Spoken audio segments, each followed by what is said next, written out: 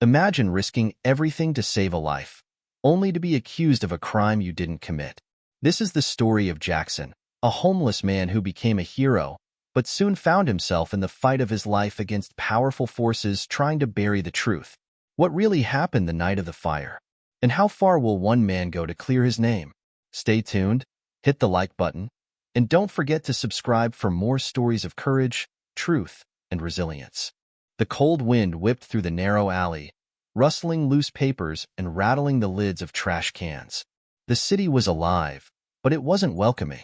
The streets bustled with people hurrying home, heads down, barely noticing the hunched figure wrapped in a tattered coat sitting near the edge of the sidewalk.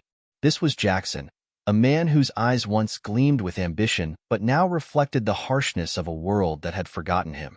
He was not always homeless, but that was a life he rarely allowed himself to remember. Tonight was no different than most. The world moved on around him, and Jackson remained invisible, blending into the shadows of the city he once called his own. He clutched a worn thermos, hoping the last sip of coffee would bring some warmth to his fingers, stiff from the cold. The city was getting colder, and winter was approaching fast. As he sat there, his mind drifted to the past. Memories of a life filled with laughter, a steady job, and a warm home. But those days felt like a lifetime ago, buried under layers of bad luck and choices that seemed right at the time. Screeching tires and distant sirens suddenly pierced the quiet hum of the evening, jerking Jackson out of his thoughts. His gaze shifted towards the commotion, and he saw a plume of smoke curling up into the sky, black against the deep blue of the fading day. People around him started to murmur, eyes wide with a mix of fear and curiosity, as they moved towards the source of the smoke. Curiosity tugged at Jackson as well, and he slowly got up, his joints protesting with every movement. Something about the way the smoke billowed up, thick and angry, made his heart beat faster. He limped down the street, following the crowd, until he reached the scene. A tall, luxurious apartment building engulfed in flames. Bright orange and red tongues of fire licked the sky, crackling as they consumed everything in their path. The air was thick with heat, and the acrid smell of burning plastic and wood stung his nostrils. Firefighters were already on the scene, hoses spraying water in desperate attempts to douse the flames. But the inferno seemed to grow stronger, feeding off the chaos. A small group of onlookers had gathered behind the yellow police tape, their faces illuminated by the eerie glow of the fire. Jackson stood among them, blending into the background, watching as the scene unfolded. He wasn't planning to get involved, just another spectator to a disaster he could do nothing about. Suddenly, a shout broke through the noise, sharp and clear. "There's someone still inside." It was a woman, her face pale with terror, clutching the hand of a crying child. Jackson's heart sank as he scanned the building's windows. Through the thick smoke, he thought he saw a flicker of movement, a small, desperate shadow behind the glass on the upper floor. He heard the muffled voices of firefighters, struggling to coordinate a rescue. But it was clear that reaching the upper floors was nearly impossible. The ladders didn't extend far enough, and the fire had consumed the stairwell, blocking access. Jackson felt a knot form in his stomach, a familiar sense of helplessness washing over him. But then, something stirred inside him, a voice he hadn't heard in a long time, whispering that he couldn't just stand there and do nothing. The police were pushing the crowd back, trying to maintain order, but Jackson edged closer, eyes fixed on that window. He could barely make out a face, small and terrified, peeking through the smoke. For a moment, their eyes met, and in that split second, Jackson knew he had to do something. Without thinking, he ducked under the police tape, ignoring the shouts to stay back. His feet moved before his mind could catch up, carrying him towards the building's side entrance. Years on the streets had taught him how to navigate the city's hidden paths, and he hoped there would be an entry the firefighters hadn't yet found. Sure enough, there was a narrow alley leading to a service door, partially obscured by a dumpster. The heat hit him like a wave as he pried open the door, smoke rushing out to greet him. His instinct screamed at him to turn back, but he pushed forward, pulling his coat over his mouth to filter the thick, choking air. The hallway inside was dark, lit only by the flickering glow of the fire. He moved quickly, scanning for a staircase or any way up. Every step felt like an eternity, the smoke growing denser, making it hard to breathe. He could hear the crackling of the fire above, the structure groaning as if it were ready to collapse. His hands shook, but he pushed down the fear, focusing on the thought of that small face he had seen in the window. Finally, he found a staircase at the end of the hall. The metal was hot to the touch, and he could barely see, but he climbed, one step at a time, until he reached the landing where he thought he had seen the child. His heart pounded in his ears, each beat echoing in the empty, smoke-filled space. Then, he heard it, a faint, muffled cry. Jackson followed the sound, stumbling through a doorway into what appeared to be a small apartment. The room was hazy, but he could make out a little figure huddled under a table, eyes wide with fear. "Hey, it's okay," he whispered, trying to keep his voice calm despite the panic clawing at his chest. "I'm here to help you. We're going to get out of here." The child hesitated, tears streaking down their soot-streaked cheeks, but eventually reached out, grabbing Jackson's hand. He scooped the child up, shielding them with his coat, and turned back towards the stairs. The journey down was even more treacherous, the air thicker, and the heat unbearable. But Jackson moved with a purpose he hadn't felt in years, each step driven by the need to get this child to safety. When they finally emerged from the side entrance, the cool night air hit him like a splash of water.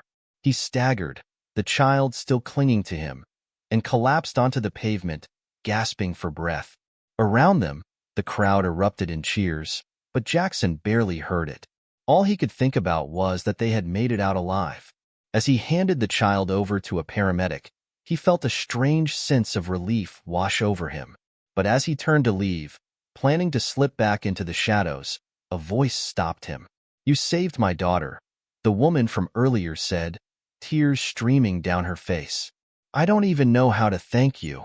Jackson forced a smile, already feeling the exhaustion creeping in. "Just make sure she's okay," he mumbled, starting to walk away. But before he could disappear, someone grabbed his arm. "Wait," the woman said, her eyes wide as she looked at him more closely. "What's your name? I think I recognize you." The flickering lights of emergency vehicles cast sharp shadows across the scene as paramedics hurriedly tended to the rescued child. The air was still thick with smoke, and the fire continued to rage, though the firefighters seemed to have it somewhat under control now. Jackson stood at the edge of the crowd, his mind still reeling from the chaos. He had acted on impulse, driven by a need he didn't quite understand.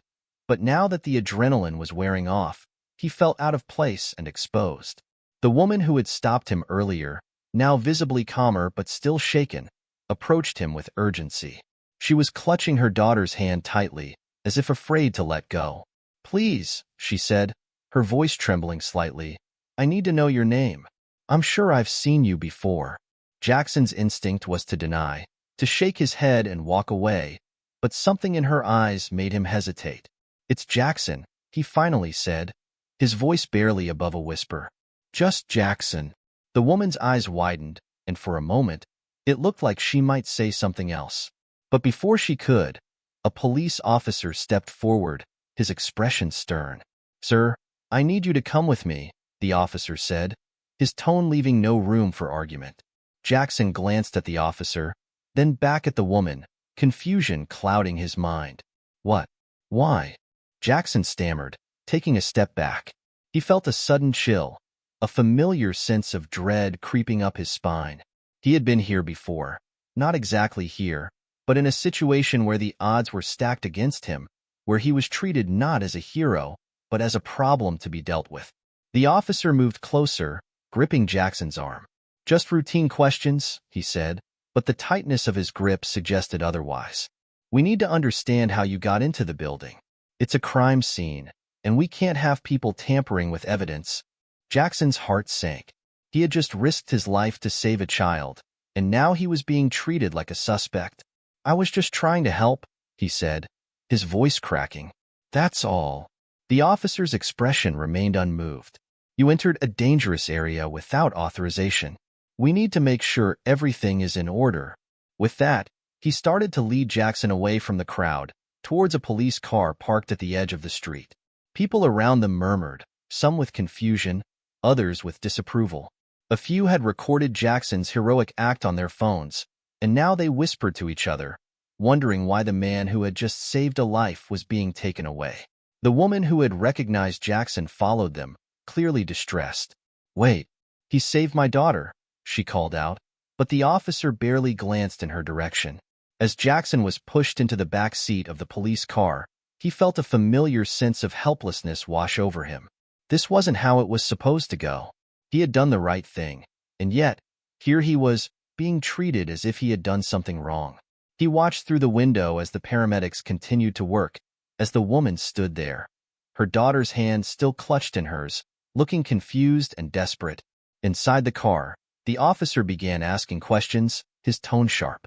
"What were you doing near the building before the fire?" he asked, jotting down notes in a small notepad. "Did you know anyone inside?" "No," Jackson said, his voice barely audible. I saw the smoke, and I saw the kid. I had to do something." "And you just decided to run into a burning building?" the officer asked, his eyebrows raised. Jackson could tell he didn't believe him, or at least, he didn't want to. It was easier to assume that Jackson had some ulterior motive, some hidden agenda. The officer's questions felt less like inquiries and more like accusations, each one designed to catch Jackson in a lie. "I'm telling the truth," Jackson insisted, though his voice was shaky. "I couldn't just stand there and do nothing." The officer's eyes narrowed, as if trying to see through Jackson's words, to find a crack, a flaw. "People don't usually risk their lives like that for no reason," he said. "So why did you?" Jackson hesitated, not sure how to explain the feeling that had driven him to act. It wasn't something he could put into words, not easily. "I don't know," he finally said. "Maybe because no one else was going to." The officer scribbled something down, then turned to face him fully. "Here's the thing, Jackson. We're going to need you to stay here until we figure out what's going on. You understand that, right?" Jackson felt his stomach twist. "Am I under arrest?" The officer didn't answer directly. "We just need to ask a few more questions. Stay put." With that, he got out of the car, leaving Jackson alone. Through the window, Jackson could see the scene still unfolding, but now it felt like he was watching from a distance, a spectator in his own story. He had wanted to help, to do something good, and yet it had led him here, confined and powerless. His mind raced, trying to understand how things had gone so wrong so quickly. Suddenly, there was a tap on the window. Jackson looked up to see the woman, her expression one of determination. She motioned for the officer, who reluctantly opened the door. "I'm not leaving until you tell me what's happening with him," she said, her voice firm. "He saved my daughter's life, and you're treating him like a criminal." The officer hesitated, clearly unsure of how to handle the situation. "Ma'am, we just need to make sure everything checks out," he said, trying to placate her. "Well, then let me vouch for him," she insisted. "I saw everything. He didn't do anything wrong. He's a hero." For a moment, Jackson felt a glimmer of hope. Maybe this would be enough to clear things up, to let him walk away from this without any more trouble. But as the officer glanced at his notepad, then back at Jackson, he could see that it wasn't going to be that simple. "We'll take your statement," the officer said, his tone still guarded. "But until we can confirm all the details, he's staying here." As the woman began to protest, Jackson felt the hope slip away, replaced by a dull, familiar ache. He had done everything right, and yet it felt like the world was determined to see him as something less. He slumped back against the seat, the exhaustion finally catching up to him, as the sounds of the sirens and the distant crackle of the fire faded into the background. Inside the cramped back seat of the police car, Jackson's mind was a storm of thoughts. He could still feel the heat of the flames on his skin, the tight grip of the child's hand in his, and now the cold, unyielding suspicion that surrounded him. It was surreal. Just minutes ago, he had been running through smoke, risking his life to save a child, and now he was being treated like a suspect. His heart pounded in his chest, a mix of anger and confusion. He wanted to scream, to explain, but he knew it wouldn't make a difference. Outside, the chaos of the scene had not yet settled. Firefighters continued to battle the blaze, and the paramedics were carefully placing the child on a stretcher, checking her for injuries. The woman, her face still streaked with tears, stood nearby, her hands clasped together as if in prayer. She glanced repeatedly towards the police car, her expression a mixture of gratitude and determination. The officer returned, opening the car door and gesturing for Jackson to step out. "We need to move to the station," he said, his tone flat, as if this was just another routine case. Jackson's mouth went dry. The idea of being taken to the police station sent a shiver down his spine. He had been there before, years ago, and it was not a memory he cherished. "Why?" Jackson asked, his voice barely hiding his frustration. "I haven't done anything wrong. We just need to get some things straightened out," the officer replied, not meeting Jackson's eyes. "You understand how it looks, right? You, a civilian, running into a burning building. We need to make sure there are no other factors at play." Jackson's mind raced, trying to piece together what the officer was implying. Other factors? What could they possibly think he was doing? Stealing? He almost laughed at the absurdity of it, but the reality of his situation weighed down on him like a lead blanket. "I was trying to help," he said, his voice firm but calm. "That's all." The officer's expression softened slightly, but his stance remained rigid. "And maybe you did," he said, "but we have to follow protocol. Let's go."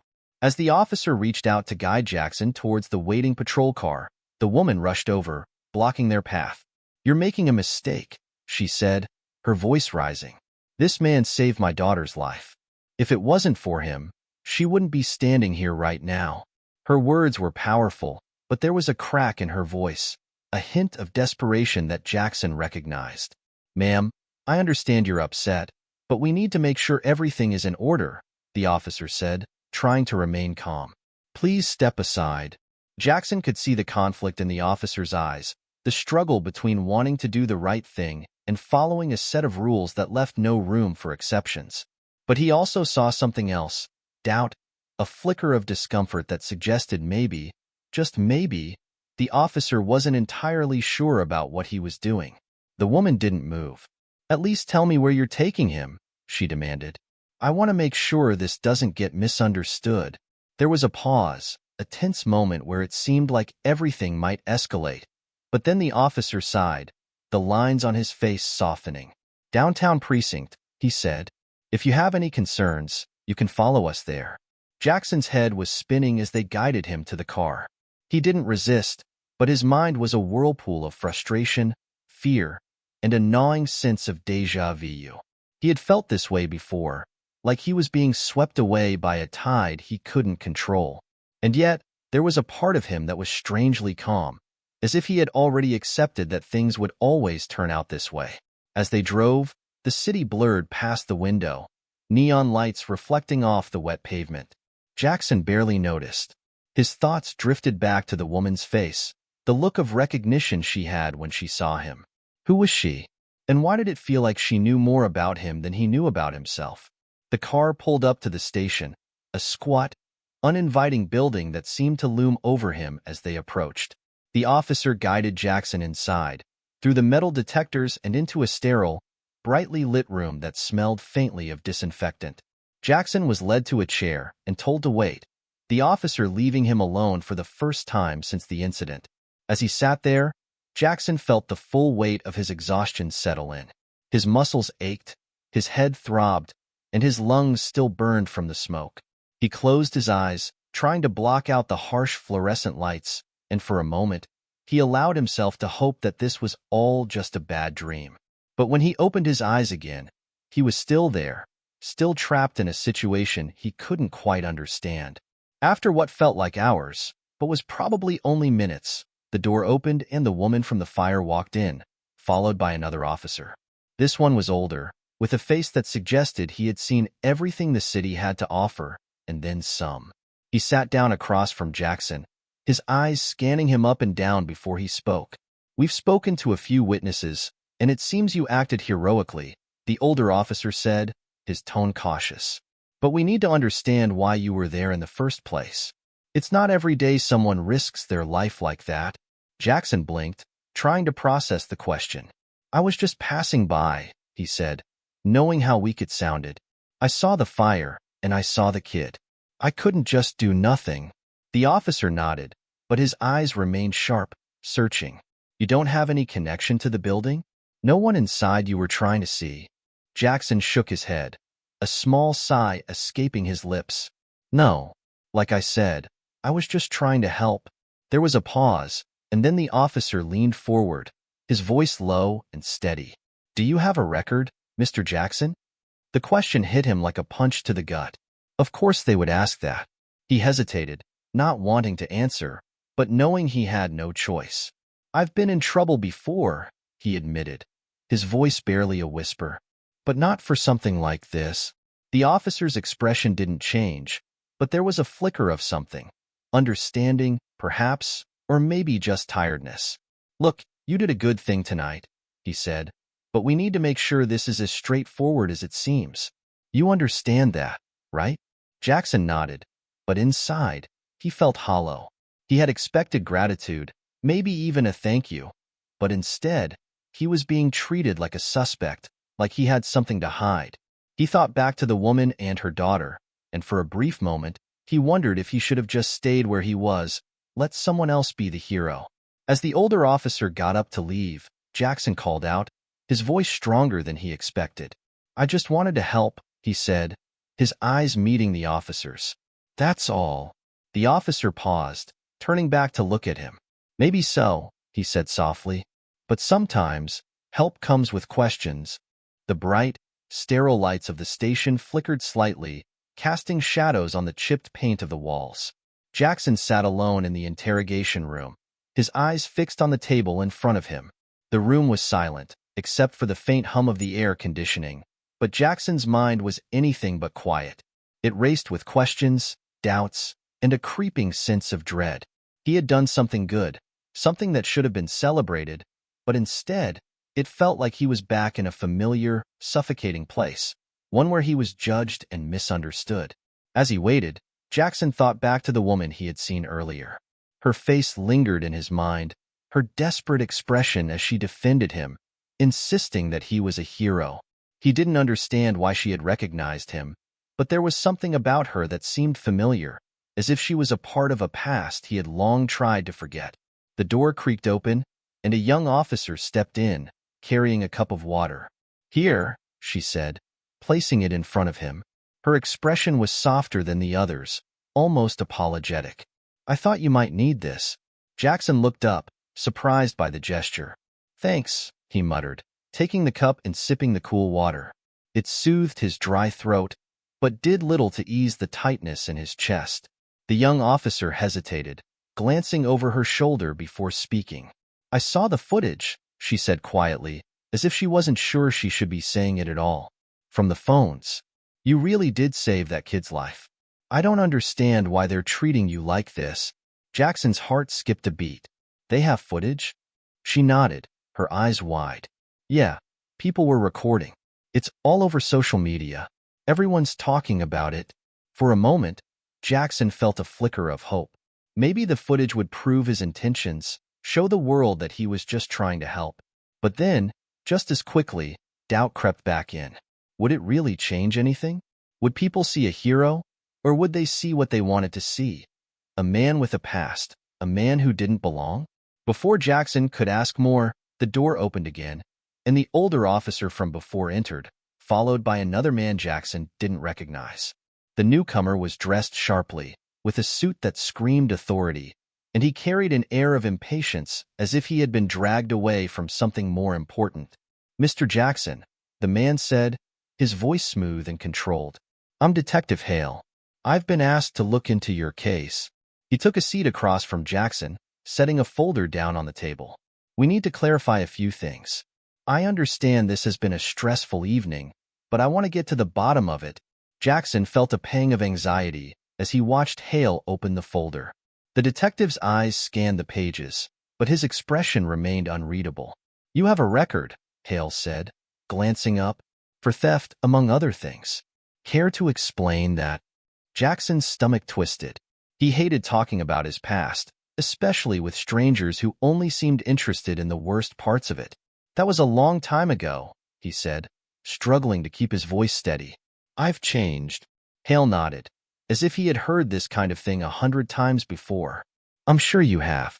But we still need to understand why someone with your background would run into a burning building.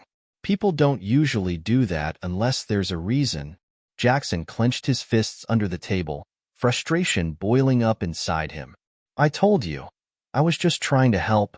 The detective leaned back in his chair, studying Jackson carefully. And you expect me to believe that you risked your life, for no reward, just out of the goodness of your heart?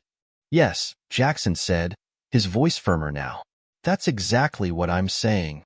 There was a pause, a tense silence that filled the room, before Hale leaned forward, his eyes narrowing slightly. Tell me about your past, Jackson. Where did it all go wrong? Jackson hesitated, his mind flashing back to a life he had tried so hard to leave behind. He didn't want to talk about it, didn't want to dredge up memories that still haunted him. But he could see that Hale wasn't going to let it go, and he knew that if he didn't cooperate, things would only get worse.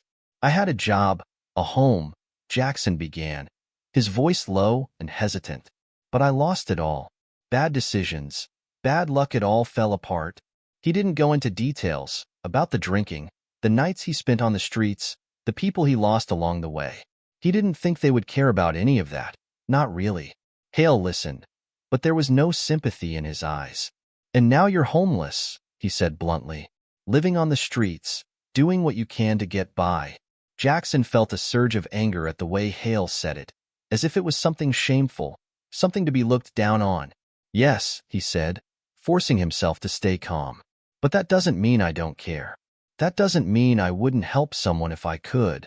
The young officer from earlier had stayed in the room, standing off to the side, and Jackson noticed that she seemed uncomfortable, shifting her weight from foot to foot.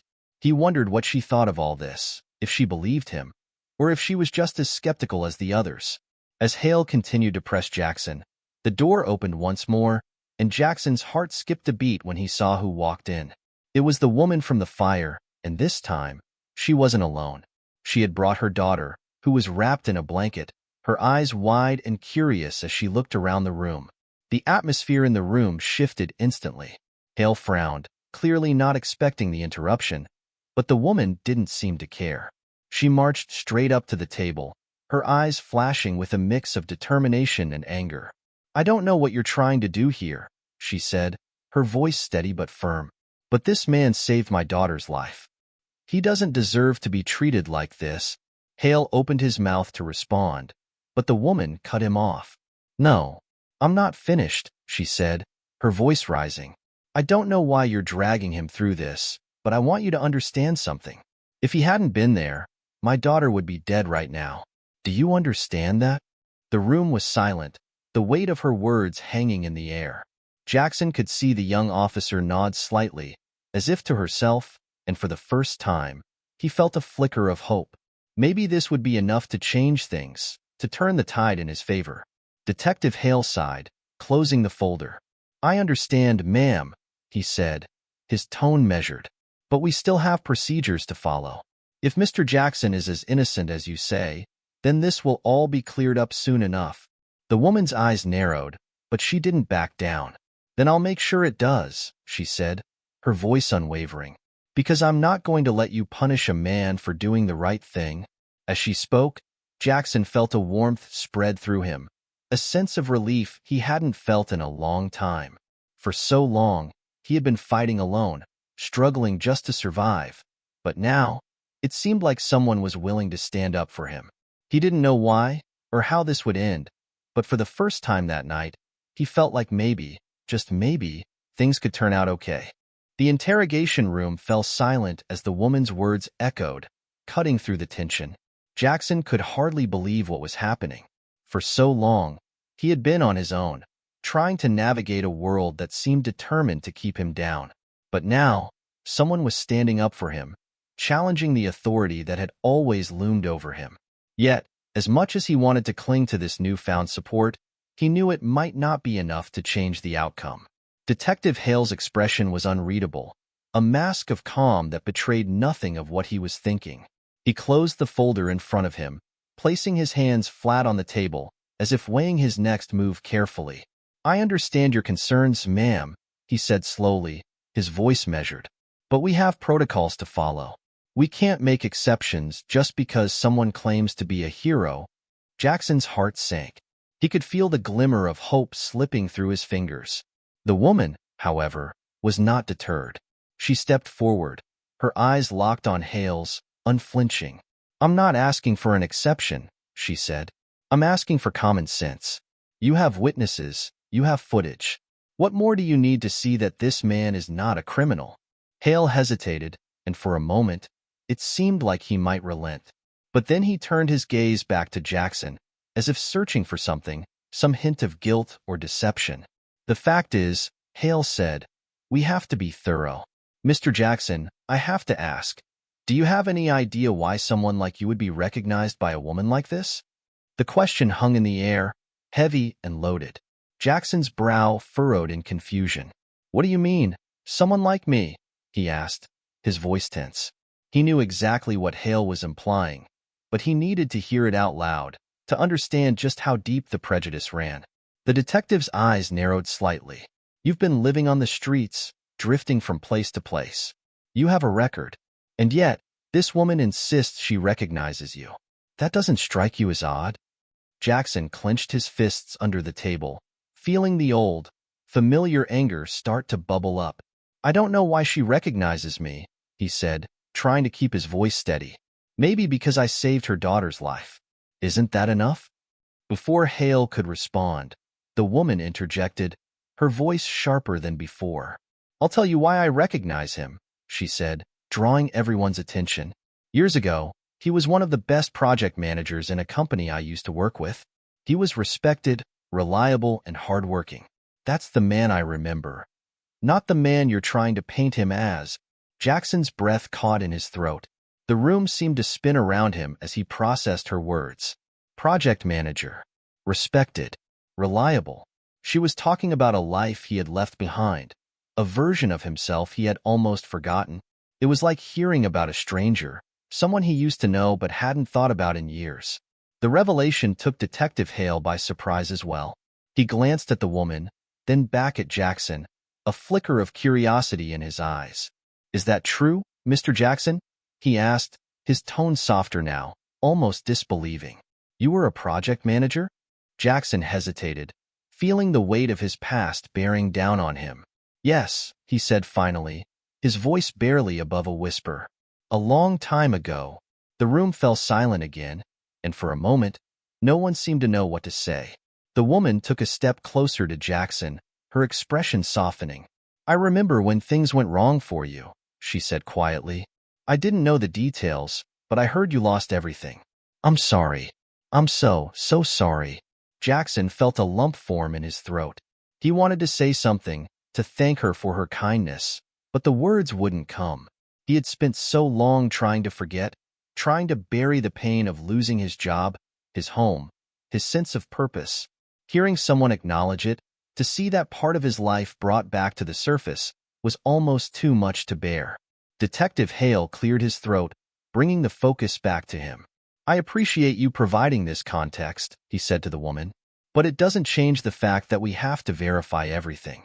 Mr. Jackson, I need you to come with me for further questioning. No, the woman said, stepping in front of Jackson as if to shield him. This is absurd. He saved my daughter.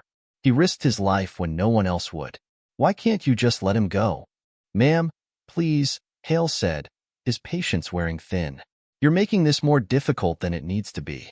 We're not accusing him of anything, but we need to follow procedure. Jackson could feel the situation slipping out of control.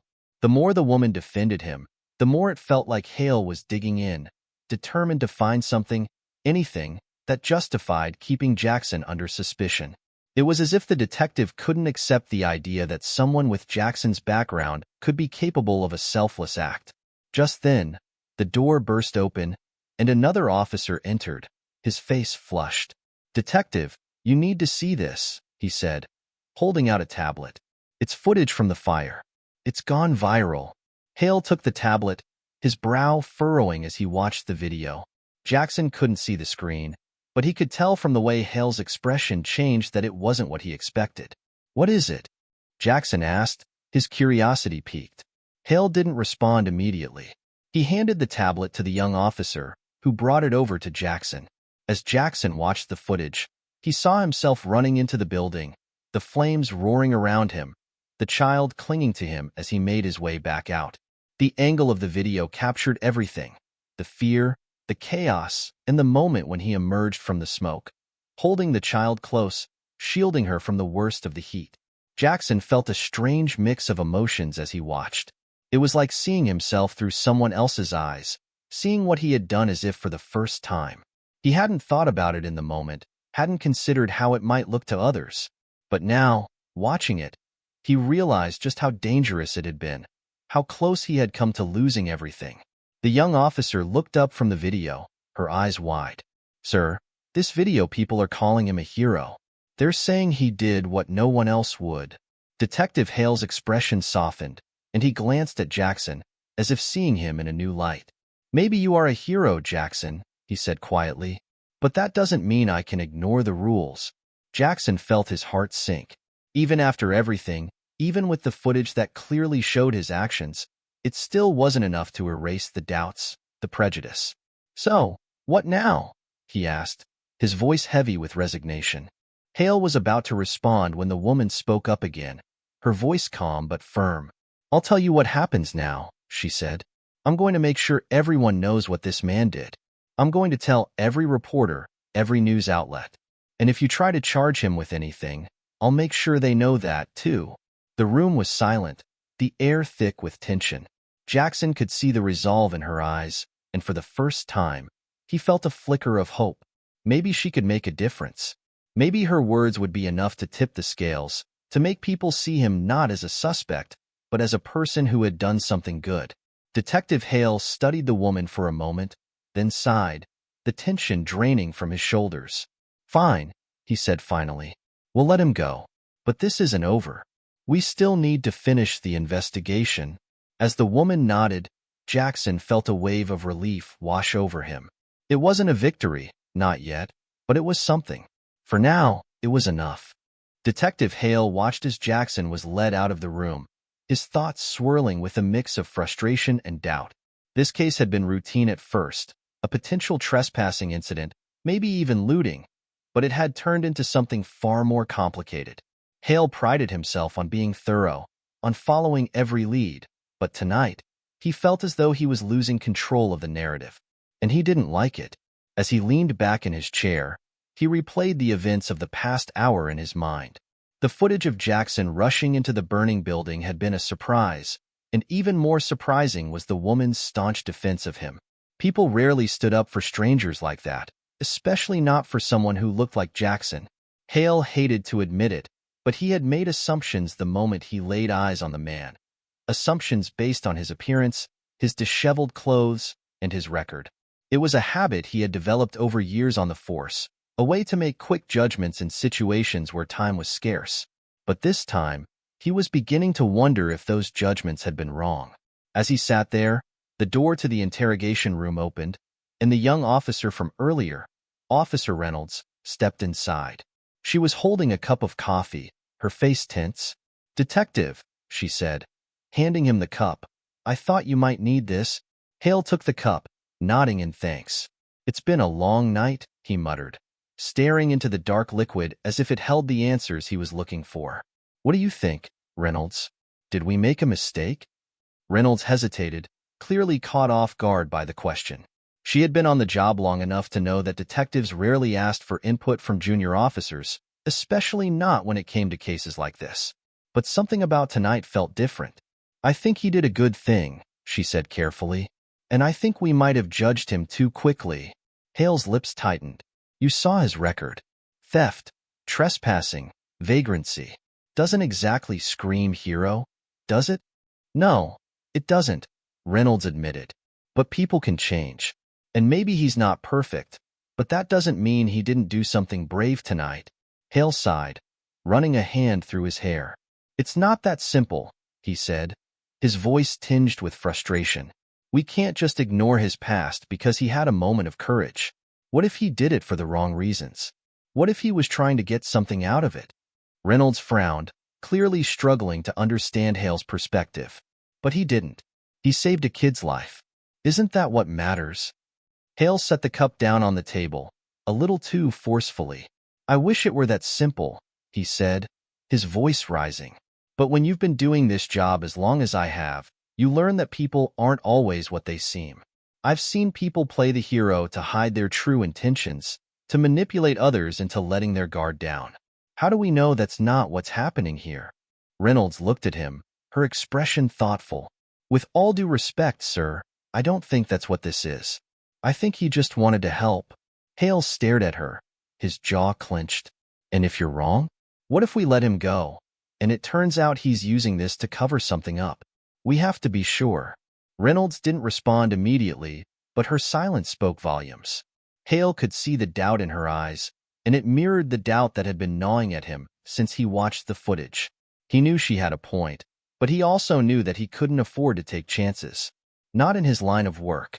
Too many times, he had seen things go wrong because someone took a risk, because someone let their guard down. Look, Hale said, his tone softening. I'm not saying he's guilty of anything, but we have a job to do, and that means looking at everything, not just what's on the surface. If we're wrong, and he really is just a guy who tried to do the right thing, then I'll be the first to admit it. But until we know for sure, we have to be careful. Reynolds nodded slowly, but he could tell she wasn't convinced. I understand, she said, but I still think we owe him a fair chance. Hale didn't respond. He just picked up the cup of coffee and took a sip, letting the warmth spread through him. He wanted to believe that people could change, that someone like Jackson could rise above his past and do something heroic. But his instincts told him to be cautious, to wait for the other shoe to drop. Because in his experience, there was always another shoe. As he sat there, his phone buzzed on the table, interrupting his thoughts. He glanced at the screen and saw a notification from one of the local news channels. He swiped it open, his eyes scanning the headline. Homeless hero saves child from blaze. Community demands justice. Beneath the headline was a screenshot of the video, showing Jackson carrying the child out of the burning building, his face determined and streaked with soot. Hale's heart sank as he read the article. The story had spread, and now people were rallying around Jackson, calling him a hero, demanding that he be recognized for his actions. It was the kind of publicity nightmare that could easily spiral out of control, especially if they continued to hold him without cause. He knew what this meant: pressure from above, scrutiny on every decision he made.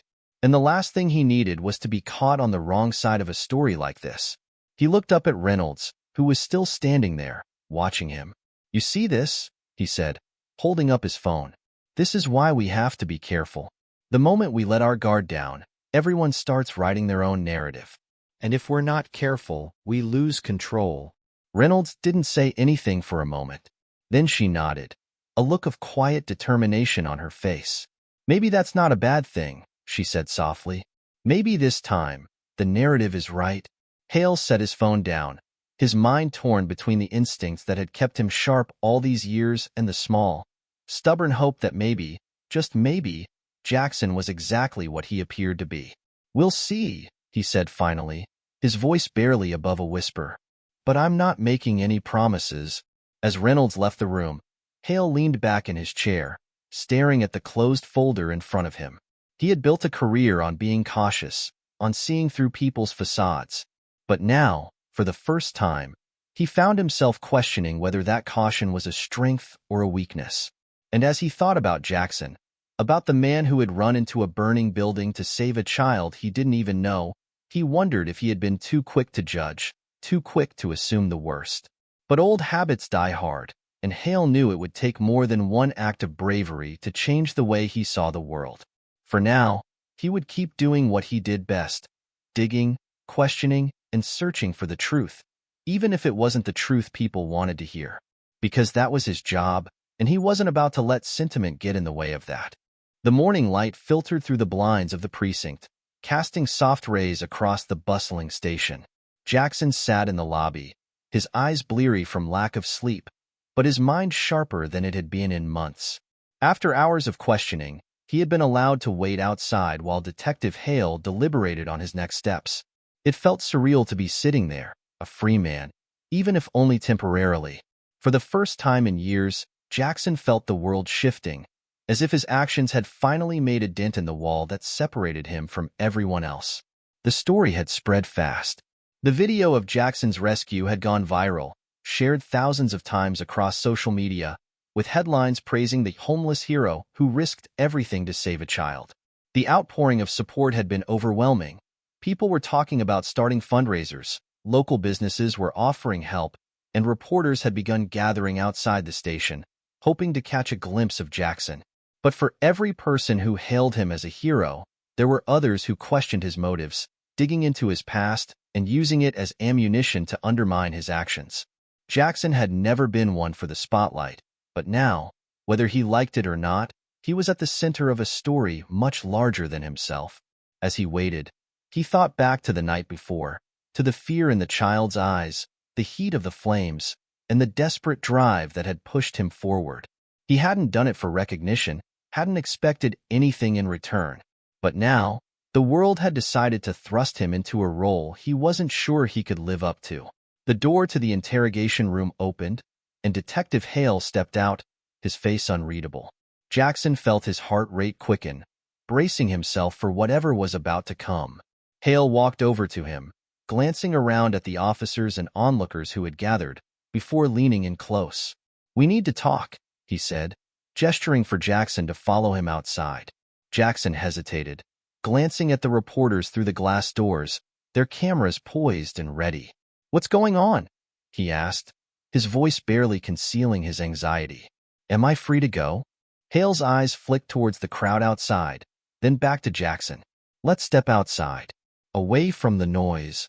They exited through a side door, stepping into a quiet alleyway that ran alongside the precinct.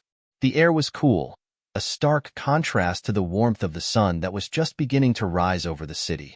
Hale lit a cigarette, taking a slow drag before turning to face Jackson.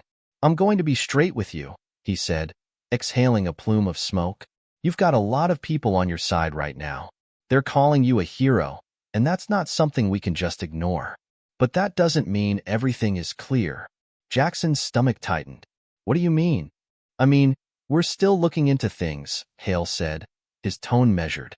"The video, the witnesses, they paint a good picture. But there are some questions we still need answers to, and your record doesn't help your case."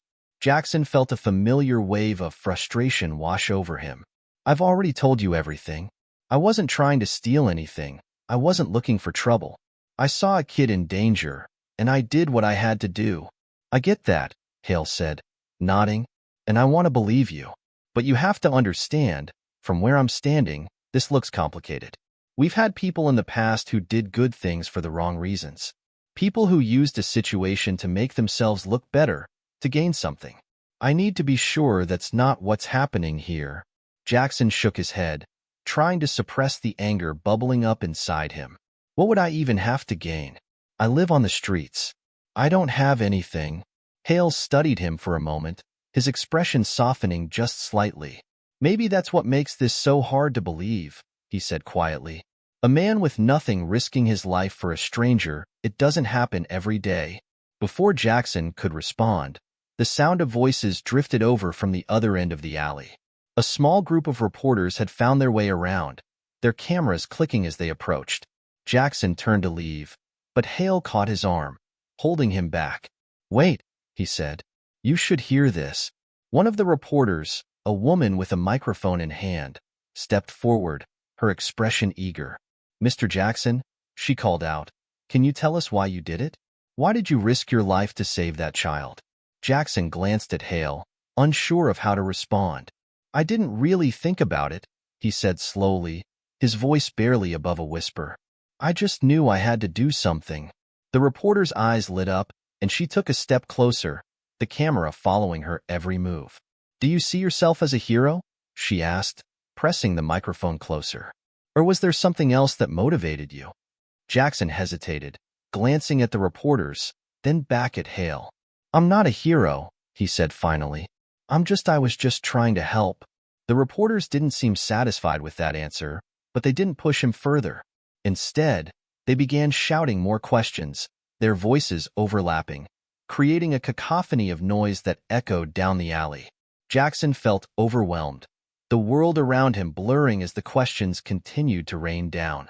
He wanted to escape, to slip back into the shadows where no one could see him, but there was nowhere to go. Then, from somewhere behind the reporters, a voice called out, cutting through the chaos. "That's enough." The reporters turned, and Jackson's heart skipped a beat as he saw the woman from the fire stepping forward, her daughter by her side. She walked straight up to Jackson, ignoring the cameras, and took his hand, her grip firm and reassuring. "This man saved my daughter's life," she said, her voice loud and clear. "And that's all you need to know." The reporters went silent, stunned by the sudden interruption. For a moment, it seemed like the tension had broken, and Jackson felt a surge of gratitude towards the woman who had once again come to his defense. But then, as the reporters began to murmur among themselves, a new voice spoke up, one that made Jackson's blood run cold. "I'm afraid that's not quite true," the voice said. Jackson turned to see a man stepping out of a sleek black car, his suit impeccably tailored, his expression cold and calculating. He was flanked by two other men, both of them wearing dark suits and sunglasses. "I represent the owners of the building where the fire occurred," the man continued, his gaze fixed on Jackson. "And there are some discrepancies that need to be addressed." Jackson's heart dropped. He had no idea who this man was or what he wanted, but he could tell from the way he spoke, from the way he carried himself, that this wasn't going to end well. The reporters turned their cameras towards the newcomer, sensing a shift in the story, and Jackson felt the hope that had been building within him start to crumble. The man approached, pulling out a small stack of papers from his briefcase. "According to our records, there was no reason for Mr. Jackson to be in the building at the time of the fire," he said, his voice smooth and practiced. "We've also discovered that several items were reported missing from the premises after the incident. Jewelry, cash, valuable things that someone might be tempted to take advantage of in a moment of chaos." Jackson's eyes widened in shock. "That's not true," he said, his voice barely audible. "I didn't take anything." The man ignored him, turning to address the reporters directly. "We have every intention of pursuing a full investigation," he said. "And until then, I would advise everyone to be cautious about jumping to conclusions." As the man spoke, Jackson felt the world closing in around him. The reporters, who had moments ago been eager to paint him as a hero, were now scribbling notes, their eyes darting between Jackson and the man from the building. The woman's grip on his hand tightened, but Jackson could barely feel it. All he could think about was how quickly everything had turned, how the hope that had seemed so close was now slipping away, replaced by a new wave of doubt and suspicion. The accusations hung in the air like a dark cloud, casting a shadow over everything that had happened. Jackson stood frozen, his mind reeling from the abrupt shift. Just moments ago, he had started to believe that things might finally be turning in his favor, that maybe he could escape the stigma of his past and be seen as something more. But now, with a few carefully chosen words, all of that had been torn away. The woman who had defended him, Amanda, tightened her grip on his hand, her eyes filled with shock and disbelief. She turned to the man from the building, her expression fierce.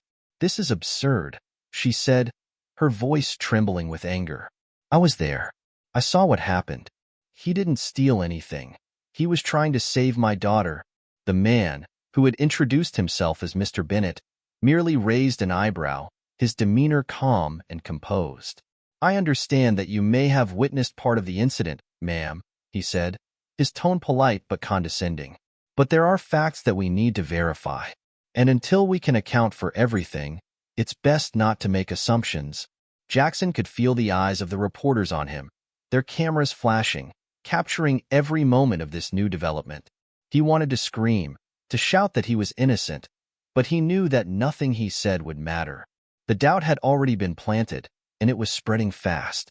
Detective Hale, who had been standing off to the side, stepped forward, his expression unreadable. "Mr. Bennett," he said, his voice carefully neutral, "are you saying there's evidence that Jackson took something from the building?" Bennett turned to Hale, nodding slightly. "We've conducted an initial inventory, and there are some discrepancies. We're not making any accusations at this time, but we believe it's necessary to investigate further. Jackson's head spun. How had this happened? He hadn't even thought about taking anything. The only thing on his mind had been getting that child out safely. But now, his actions were being twisted, distorted into something ugly. He could see the narrative shifting, the reporters whispering to each other, preparing to write a very different story than the one they had anticipated. "I didn't take anything," Jackson said, his voice breaking through the tension. "I swear, I didn't." Bennett's eyes flicked towards Jackson, a small, almost imperceptible smile tugging at the corners of his mouth. "I'm sure that's what you believe," he said softly. "But we need to let the authorities handle this properly. We can't have people running into burning buildings and taking things without consequences." Amanda's face flushed with anger, and she stepped closer to Bennett, her voice rising. "You can't just accuse him without proof. He saved a life, my daughter's life, and you're treating him like a criminal. Do you know what kind of message that sends?" Bennett remained unflustered, shrugging slightly. "I'm simply stating that we have to be thorough. If Mr. Jackson is innocent, that will come to light. But until then, we can't ignore the facts." As the tension escalated, Detective Hale intervened, raising his hands in a gesture for calm. "All right, everyone, let's take a step back," he said. "We need to do this by the book. Mr. Bennett, if you have concerns, we'll address them, but we can't jump to conclusions. Jackson, you're not under arrest, but I'm going to need you to stay close until we get this sorted out." Jackson felt a wave of exhaustion wash over him. The past 24 hours had been a whirlwind, and he was struggling to keep up. He nodded numbly, too tired to argue, as Hale guided him back towards the station. The reporters surged forward, shouting questions, but Hale waved them off, promising a statement later. As they re-entered the precinct, Amanda followed, refusing to leave Jackson's side. "You don't have to do this," she said to Hale, her voice pleading. "Can't you see that this is just a way to discredit him?" Hale glanced at her, his expression softening slightly. "I'm just trying to do my job, ma'am," he said. "I don't want to make things harder for anyone, but I have to follow the rules." Amanda's eyes were bright with unshed tears. "He's a good man," she said, her voice cracking. "I don't know everything he's been through, but I know he did something brave. And you're letting these people twist it into something ugly." Jackson listened, feeling a mix of gratitude and guilt. He didn't deserve her kindness, didn't understand why she was going out of her way to defend him. But at the same time, he was grateful, because without her, he knew he wouldn't have been able to handle this alone. Once they were back inside, Hale led Jackson to a small, quiet room away from the chaos. "Sit tight," he said, gesturing to a chair. "I'm going to make some calls, see what I can find out. In the meantime, try to relax." Jackson nodded, sinking into the chair. He rested his head against the cool wall, closing his eyes and trying to block out everything around him. But the events of the past day played over and over in his mind, a relentless loop that he couldn't escape. He had been a hero, if only for a moment, and now he was back to being a suspect. He felt like he was trapped in a nightmare, one that he couldn't wake up from. After a few minutes, the door creaked open, and Amanda slipped inside, her face pale but determined. She sat down next to Jackson, not saying anything at first, just letting the silence stretch between them. Finally, she spoke, her voice soft. "I remember you, you know, from before."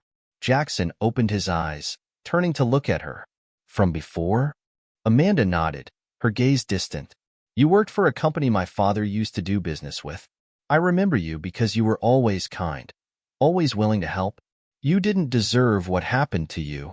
Jackson felt a pang of sadness. "That was a long time ago," he said. "I'm not that person anymore." "I don't believe that," Amanda said, shaking her head. "People change, but the core of who they are stays the same. You might have lost your way, but you're still that same man who helped people, who cared." Her words brought a lump to Jackson's throat.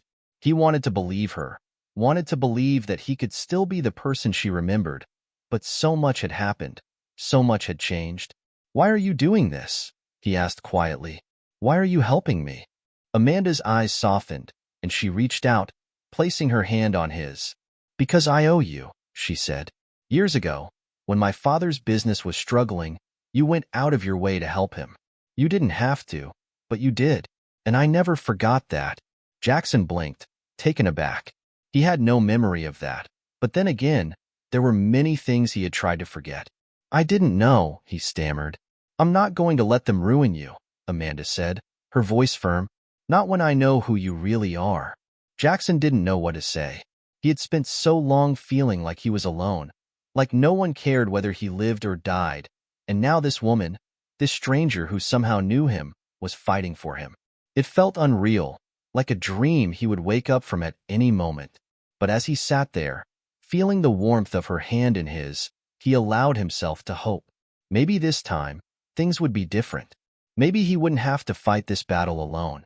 The sun had climbed higher, casting a harsh light over the city as the morning unfolded.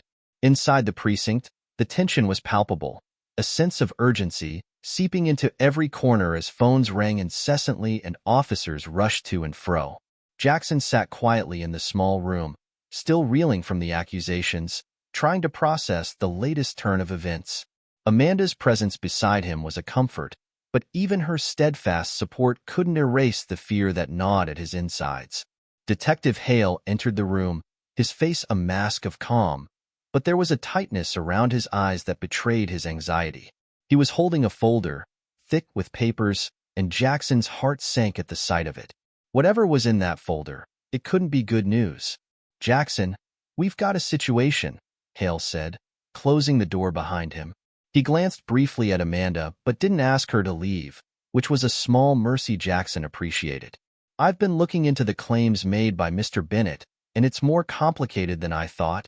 Jackson sat up straighter, bracing himself. What do you mean?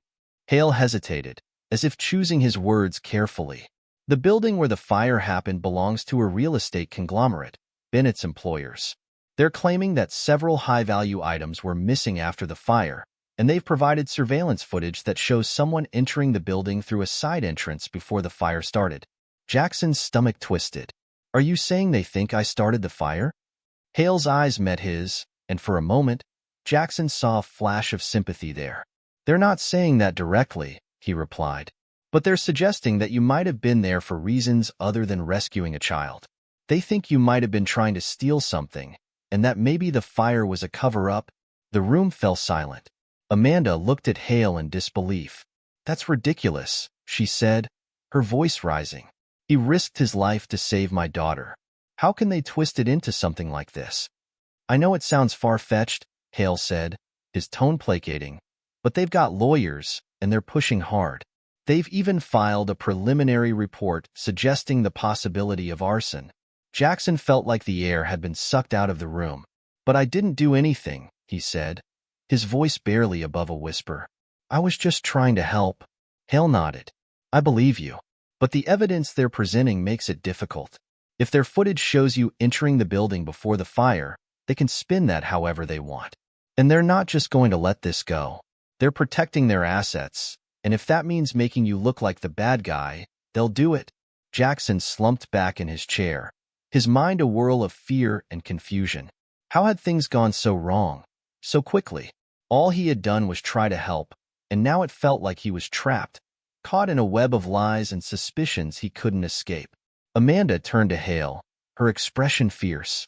You can't let them do this, she said. You've seen the footage of him saving my daughter. Doesn't that count for anything? It does, Hale said, his voice softer now. But there's other footage that we need to verify. If there's any chance that Jackson was in that building before the fire for reasons unrelated to the rescue, it complicates everything. And I'm not the only one making decisions here. Amanda's eyes blazed with frustration. This isn't fair, she said, her voice shaking. You're letting them smear his name to protect themselves. Why aren't you doing more to help him? Hale's jaw tightened, and for a moment, Jackson thought he might snap back at her. But instead, he took a deep breath and spoke quietly. I'm trying, he said, but I have to work with what I have.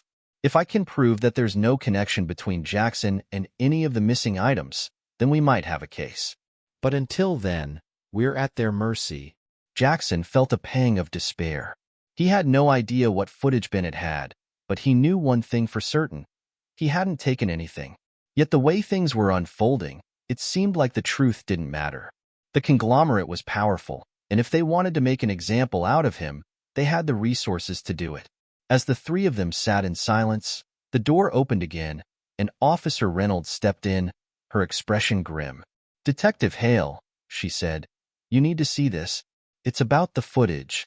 Hale's face darkened. "What now?" Reynolds hesitated, glancing at Jackson before continuing. "The media's picked up on it. They're running a story that suggests Jackson was caught on camera near the building before the fire, and they're linking it to the missing items. It's all over the news." Jackson felt his heart plummet. The room seemed to spin around him as he processed what Reynolds had said. "But that's not true," he said, his voice barely audible. "I didn't do any of that." Amanda's hand tightened on his arm. "We need to fight this," she said, turning to Hale. "You have to do something." Hale's expression was unreadable, but there was a hint of resignation in his eyes. "I'm doing everything I can," he said. "But this is bigger than just the police station now. It's a PR battle, and right now, they're winning." Jackson closed his eyes, trying to block out the rising panic. It was happening again. No matter how hard he tried to do the right thing, no matter how much he wanted to change, the world kept finding ways to drag him back down. He could feel the old, familiar hopelessness creeping in, the same despair that had haunted him for years. But then, he felt Amanda's hand on his, steady and warm, and he forced himself to open his eyes. She was looking at him, her expression fierce and determined. "We're not giving up," she said firmly. "I don't care what they say. I'm going to help you fight this." Jackson wanted to believe her, wanted to hold on to that spark of hope she was offering. But he was so tired, so worn down by years of struggle, that he didn't know if he had the strength left to keep fighting. "Why?" he asked, his voice cracking. "Why are you doing this for me?" Amanda's eyes softened, and she gave him a small, sad smile. "Because I know what it's like to be judged for things you didn't do," she said. "And because I believe in second chances." Jackson felt a lump form in his throat. He didn't deserve this, didn't deserve her kindness. But as he looked into her eyes, he realized that maybe, just maybe, he had been given a second chance. And if there was even a small chance to clear his name, to prove that he wasn't the person they were making him out to be, then he had to take it. Hale cleared his throat, interrupting the moment. "We need to get ahead of this," he said. "If Bennett's trying to frame you, we need to find proof. Something that shows you weren't there for any other reason but to help. If we can do that, we might be able to turn this around." Jackson nodded, feeling a flicker of determination. "I'll do whatever it takes," he said. "Just tell me what I need to do." As Hale and Amanda began to discuss their next steps, Jackson felt a strange sense of clarity. For the first time in a long time, he had people on his side, people who were willing to fight for him. It wasn't much, and it didn't erase the fear or the uncertainty, but it was something. And right now, that was all he needed to keep going. Jackson found himself standing at a crossroads he had never anticipated. The situation was spiraling out of control, and with each passing hour, more people seemed eager to believe the worst about him. Sitting in the small room, he struggled to process how quickly he had gone from being seen as a hero to being painted as a potential criminal. But there was a part of him, a small, fragile part, that refused to give up, a part that had been awakened by Amanda's words and her unwavering belief in him. As Detective Hale and Amanda strategized their next steps, Jackson's mind drifted back to the life he once had, before everything fell apart. It was a life he rarely thought about, not because he didn't want to remember, but because it hurt too much. He had been a respected professional, with friends, colleagues, and a sense of purpose. He wasn't rich, but he was content. Then, little by little, everything crumbled.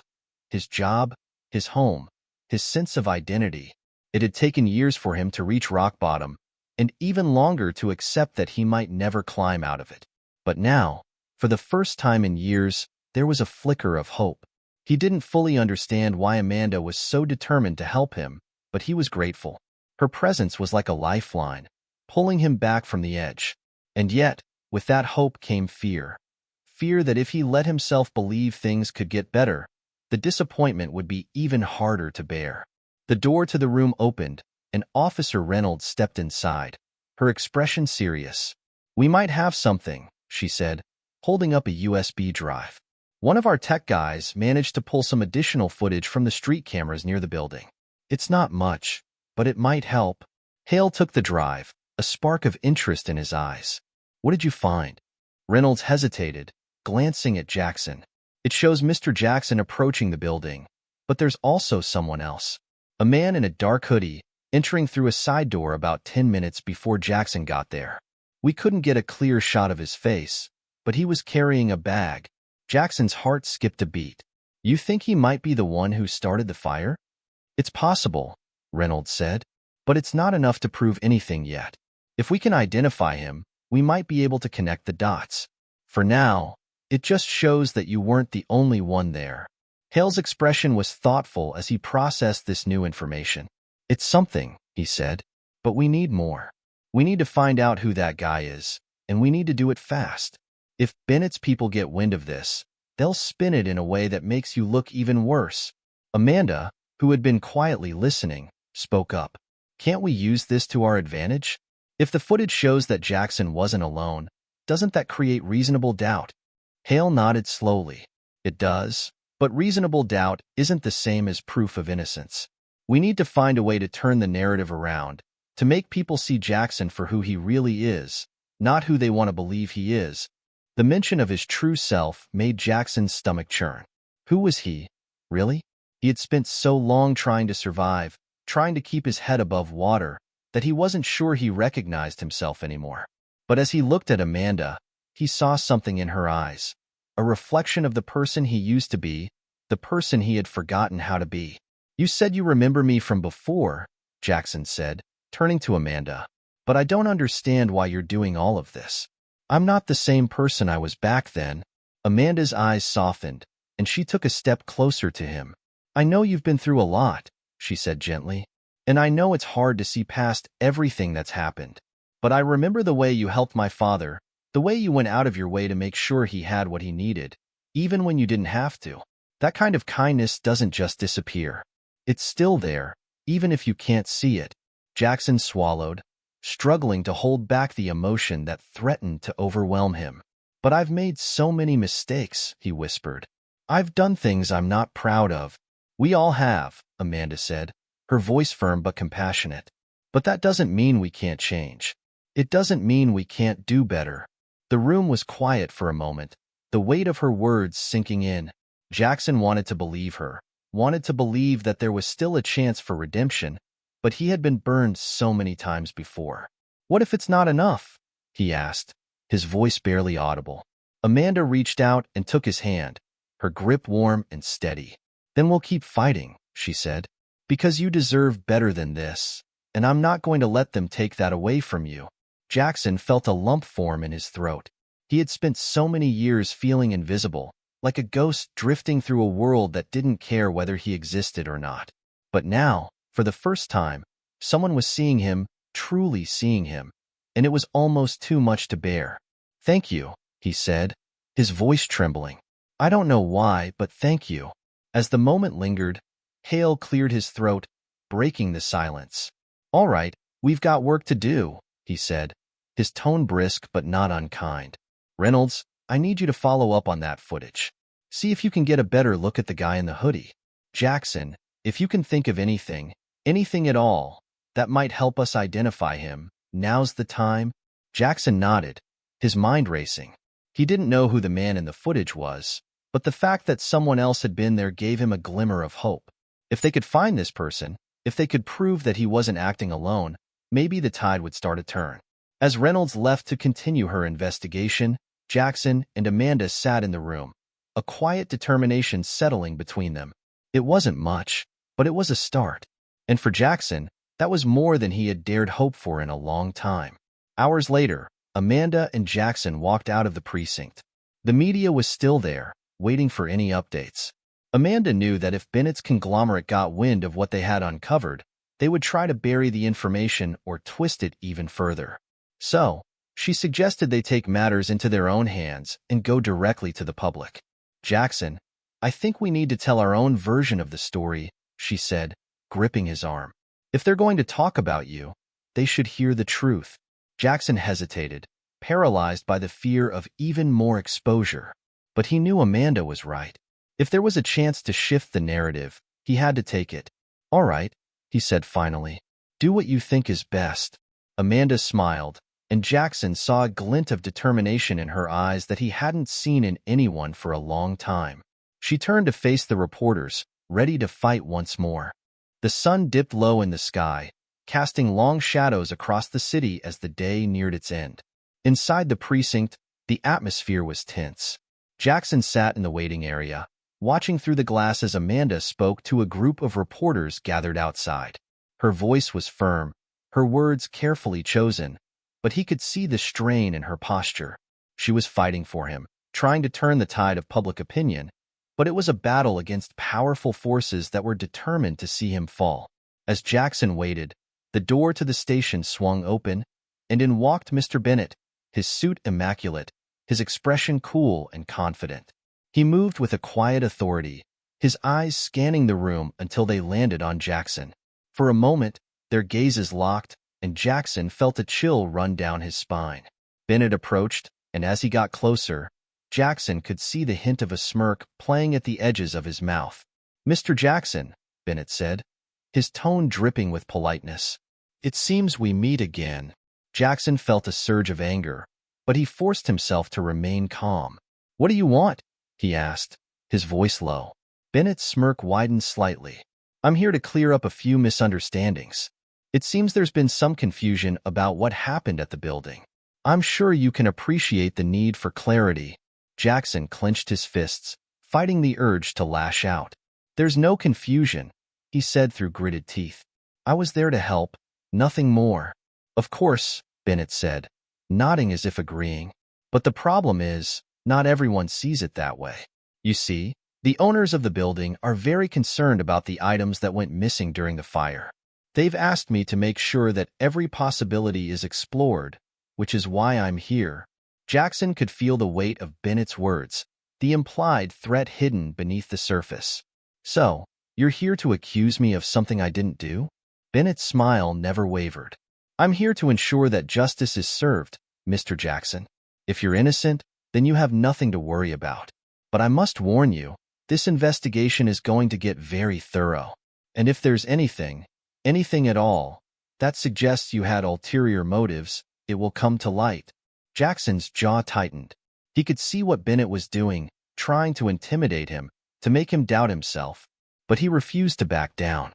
"I didn't steal anything," he said, his voice steady. "I was there to save a child. That's all." Bennett's eyes flicked to the side, where a few reporters had started to notice their exchange.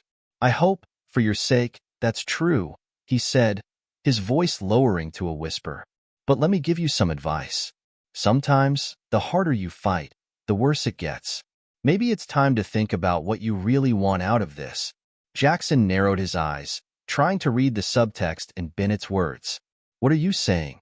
Bennett's smile returned, but this time it was colder, more calculated. "I'm saying that my clients are very interested in resolving this quietly.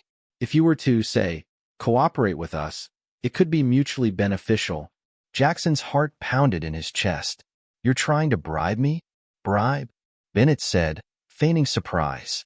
No, nothing so crude. Think of it as a compromise. You walk away, we walk away. Everyone gets to go home happy." Jackson felt a wave of nausea. This man was willing to twist everything, to manipulate the truth, just to protect his clients. "I'm not going to lie for you," he said, his voice rising. "I'm not going to pretend I did something I didn't just because it's easier for you." Bennett's smile faded, replaced by a look of cold indifference. "That's unfortunate," he said softly. "I was hoping we could avoid making things messy. But if you insist on fighting this, I can assure you, it will get messy. Very messy." Before Jackson could respond, Detective Hale appeared, stepping between them. "Is there a problem here?" he asked, his eyes flicking between Jackson and Bennett. "Not at all, Detective," Bennett said, his demeanor shifting back to polite. "I was just having a friendly conversation with Mr. Jackson, offering him some advice." Hale didn't look convinced. "I think it's time for you to leave, Mr. Bennett," he said, his voice firm. If you have anything to discuss regarding this case, you can do it through the proper channels. Bennett raised his hands in mock surrender. Of course, Detective. I wouldn't dream of interfering with your investigation. I'll be on my way. He glanced at Jackson one last time, his eyes cold. Good luck, Mr. Jackson. I think you're going to need it. As Bennett walked away, Jackson felt a mix of relief and dread. Hale turned to him, his expression serious. What did he want? Jackson hesitated, then told Hale about the conversation, about Bennett's thinly veiled threat and his suggestion to make a deal. Hale listened quietly, his face darkening as Jackson spoke. That's not good, he said when Jackson finished. If they're trying to push you into a corner, it means they're nervous. They're trying to control the narrative, and they see you as a threat. Why? Jackson asked, genuinely confused. Why would they care so much about me? Hale sighed, rubbing the back of his neck. Because if you're innocent, then someone else is guilty. And if it's someone connected to Bennett's clients, that opens up a whole can of worms they don't want to deal with. They're trying to make you the scapegoat, to protect themselves. Jackson felt a chill run through him. He had known from the start that he was up against powerful people, but hearing it laid out like this made it all the more real. What do I do? Hale's eyes softened, and for the first time, Jackson saw a flicker of empathy there. You keep fighting, he said, and you let me and my team do our jobs. We'll dig into this, and we'll find out who's really responsible. But you have to be prepared, Jackson. They're not going to make it easy. As Jackson nodded, Amanda appeared at the doorway, her expression a mix of concern and determination. What happened? She asked, looking from Jackson to Hale. Bennett was here, Hale said, his tone grim. He tried to scare Jackson into backing down. Amanda's eyes widened. That's harassment. Can't you do something about it? We will, Hale said. But right now, we need to focus on the evidence. We have a lead, and we're going to follow it. And Jackson, he added, turning back to him, don't let Bennett get to you. He wants you to feel isolated, like you have no choice but to take his deal. But you're not alone in this. Jackson felt a surge of gratitude. He had spent so long believing that he was alone, that no one would stand by him. But now he had allies, people who were willing to fight with him. It gave him strength, enough to face whatever came next. Thank you, he said quietly. I won't give up. Amanda placed a reassuring hand on his shoulder. Good. Because we're not giving up on you either. As the day wore on, Jackson realized that the battle was far from over. Bennett's threats had shaken him, but they had also made one thing clear. If they were trying this hard to silence him, it meant that the truth was out there, waiting to be uncovered. And if there was even a small chance to clear his name, he was going to find it, no matter how difficult the road ahead might be. The atmosphere in the precinct had shifted, becoming more charged, as if everyone could sense that something was about to break. Jackson sat in a small office, flanked by Amanda and Detective Hale, as they reviewed the information they had. The tension in the room was palpable, each of them acutely aware that the stakes were getting higher. They had a lead, but it wasn't enough. Not yet. Over the past few hours, Hale had managed to get a clearer picture of the man seen on the footage, the figure in the dark hoodie entering the building shortly before the fire broke out. It was a breakthrough, but they still didn't have a name, just a grainy image that barely showed his face. Reynolds had been working nonstop, trying to enhance the video, cross-referencing it with other footage from nearby cameras, but progress was slow. We need more, Hale said, his voice strained. Bennett's people are already planting seeds of doubt. They're controlling the narrative, and if we don't get something concrete soon, it won't matter what we find. They'll have everyone convinced Jackson is guilty. Amanda leaned forward, her hands clasped tightly together.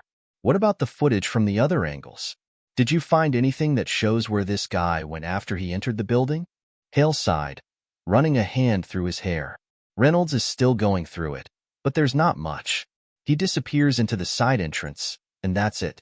The fire must have knocked out some of the cameras inside. We don't have a clear trail. Jackson listened quietly, his heart heavy with frustration. Every time they seemed to make progress, another wall appeared, blocking their path. He felt like he was trapped in a maze, unable to see a way out. But there was no option but to keep going, no matter how hopeless it felt. Maybe we're looking at this the wrong way, Amanda said suddenly, her eyes bright with a new idea. What if we focus on the timeline? If we can prove that Jackson wasn't in the building until after the fire started, that changes everything. It would mean he couldn't have been involved in setting it up. Hale looked at her, considering. That could work, but we'd need solid evidence. Something that can't be disputed. What about witness statements? Amanda pressed. There were people outside when Jackson went in. Someone must have seen him arriving. We've already tried, Hale said, shaking his head. Most of the witnesses were focused on the fire, not who was around. And the few who did see Jackson were vague about when they noticed him. Without a clearer timeline, it's hard to prove anything definitively. Amanda's expression hardened with determination. Then we need to find someone who knows more. Someone who saw that man in the hoodie. Just as Hale was about to respond, Reynolds burst into the room, a look of urgency on her face. "Detective," she said, breathless. "We might have something. I cross-checked the footage from the street cameras with social media posts from the night of the fire, and I found this." She handed Hale a tablet, and he played a short video. It was shaky, filmed on a phone by someone standing near the scene, but it showed a clear shot of the side entrance to the building. In the video, the man in the hoodie could be seen entering the door, but what caught everyone's attention was the flash of a logo on his bag, a distinctive design that was easy to recognize. "That bag," Hale said slowly, pausing the video. "It's from a local courier service. If we can find out who was using it that night, we might have our guy." Jackson felt a flicker of hope. This was the first real lead they had, something tangible they could trace. "Do you think we can find him?" Hale nodded, his mind already working through the possibilities. "It's worth a shot. I'll get Reynolds to follow up with the courier service, see if they have any records of deliveries in that area around the time of the fire." As Reynolds hurried out to start making calls, Amanda turned to Jackson, a small smile on her lips. "This could be it," she said softly. "We might finally have a way to prove you didn't do anything wrong." Jackson wanted to believe her, but he knew better than to get his hopes up too soon. They had been close before, only for things to slip away. "I just want this to be over," he said, his voice heavy. "I'm tired of fighting." Amanda reached out and took his hand, giving it a reassuring squeeze. "I know," she said gently, "but you're not alone. We're going to get through this, and we're going to make sure the truth comes out." As they waited for updates, Jackson's mind drifted to the encounter he had with Bennett earlier. The man's words had been unsettling, a reminder of just how powerful his enemies were. Bennett had made it clear that this wasn't just about the truth. It was about control, about making sure that the story unfolded the way his clients wanted it to. And if that meant destroying Jackson's life, then so be it. A sudden thought struck Jackson, and he turned to Hale. "Do you think Bennett knows who the guy in the hoodie is?" he asked. Hale frowned. "It's possible, but if he does, he's not going to tell us. They're playing their cards close to their chest. What if he's trying to cover for him?" Jackson continued. "What if this is all part of some bigger plan?" Hale didn't respond immediately, but his expression darkened. "That's a dangerous assumption to make without proof, Jackson. But you're right about one thing. Bennett and his clients have a lot to lose if this gets out of hand. They'll do whatever it takes to keep control." The room fell silent, the weight of their situation settling over them like a heavy blanket. Jackson could feel the pressure building, the fear that they were running out of time. But there was also a flicker of determination, a small, stubborn hope that refused to die. A few hours later, Reynolds returned, a triumphant look on her face. "We got a name," she announced, holding up a piece of paper. The courier service had a record of a delivery scheduled near the building on the night of the fire. "The bag belongs to Kyle Murphy, one of their employees. He's got a few minor offenses, but nothing serious. It's a start." Hale took the paper, scanning the information. "Good work, Reynolds. Let's see if we can track him down and ask him a few questions. If he was there that night, he might know something, or at least confirm that he had nothing to do with the fire." As Reynolds and Hale prepared to make their next move, Amanda turned to Jackson, her eyes shining with hope. "We're getting closer," she said. "If we can find this guy, we might be able to clear your name once and for all." Jackson nodded, feeling a mix of relief and anxiety. They had a lead, But there were still so many things that could go wrong. Bennett's warning echoed in his mind, a reminder that the fight was far from over. But as long as he had people like Amanda and Hale by his side, he knew he had a chance. "We're not done yet," Hale said, his voice resolute. "But we're not giving up. Let's find out who Kyle Murphy is and see where this leads." Jackson took a deep breath, steeling himself for whatever came next. He had been pushed to the brink, but he wasn't going to back down. Not now. Not when they were finally getting close to the truth. As the day wore on, the atmosphere in the precinct grew more intense. Detective Hale had managed to locate Kyle Murphy, the courier from the footage, and arranged for him to come in for questioning. Jackson, Amanda, and Reynolds waited anxiously in a small office, hoping that this would be the breakthrough they desperately needed. For Jackson, every second felt like an eternity, the uncertainty gnawing at him. This could be his chance to clear his name, or it could lead to another dead end. Kyle Murphy was a young man in his mid-20s, with a nervous energy about him. He glanced around the room as he was escorted in, his eyes darting between the faces of those present.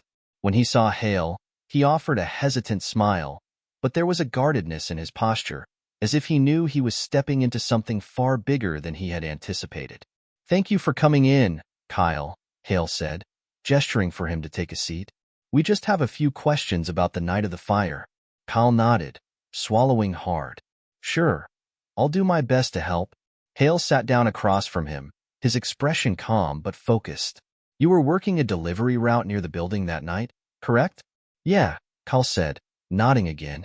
"I had a package to drop off around the corner. But when I got there, the street was blocked off because of the fire." Hale leaned forward slightly. "Before you saw the fire, did you enter the building at all? We have footage that shows someone matching your description going through a side entrance." Kyle's eyes widened in surprise. "Wait, what?" "No, I didn't go inside. I mean, I was near the building, but I never went in." The room went silent for a moment, everyone processing what Kyle had just said. Hale exchanged a quick glance with Reynolds before continuing. "You're sure about that?" "Because the footage suggests otherwise." Kyle's expression became defensive. "I swear, I didn't go inside. I parked my bike, I was looking for the right address, and then I saw the fire trucks. I thought about going over there, but it was too chaotic. I just left." Hale tapped his fingers on the table, considering his next move. "Kyle, I need you to be completely honest with us. If you did enter the building, even briefly, it's important that we know." Kyle hesitated, his brow furrowing as he tried to recall the events of that night. "No, I'm telling you, I didn't go in," he said, his voice a bit more forceful now. "But there was this guy. He came up to me when I was looking for the address. He asked if I could make a quick delivery for him, but it was weird, you know? He didn't have a package, just a bag, and he didn't want a receipt or anything." Jackson, who had been listening quietly, felt his pulse quicken. "What did this guy look like?" he asked. Kyle turned to Jackson, surprised by the direct question. "I don't really remember. He was wearing a hoodie, kind of like mine, but he kept his head down, and it was dark. I didn't think much of it at the time, just that it was weird." Reynolds leaned forward, a note of urgency in her voice. "Did you take the bag? Do you still have it?" "No," Kyle said, shaking his head. "I told him I couldn't do it. I don't take jobs like that." But he got all irritated and walked off.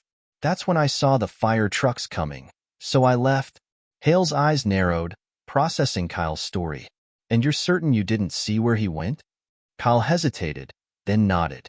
"Yeah, I'm sure. I left pretty quickly. The whole situation just felt off." There was a pause as everyone absorbed this new information.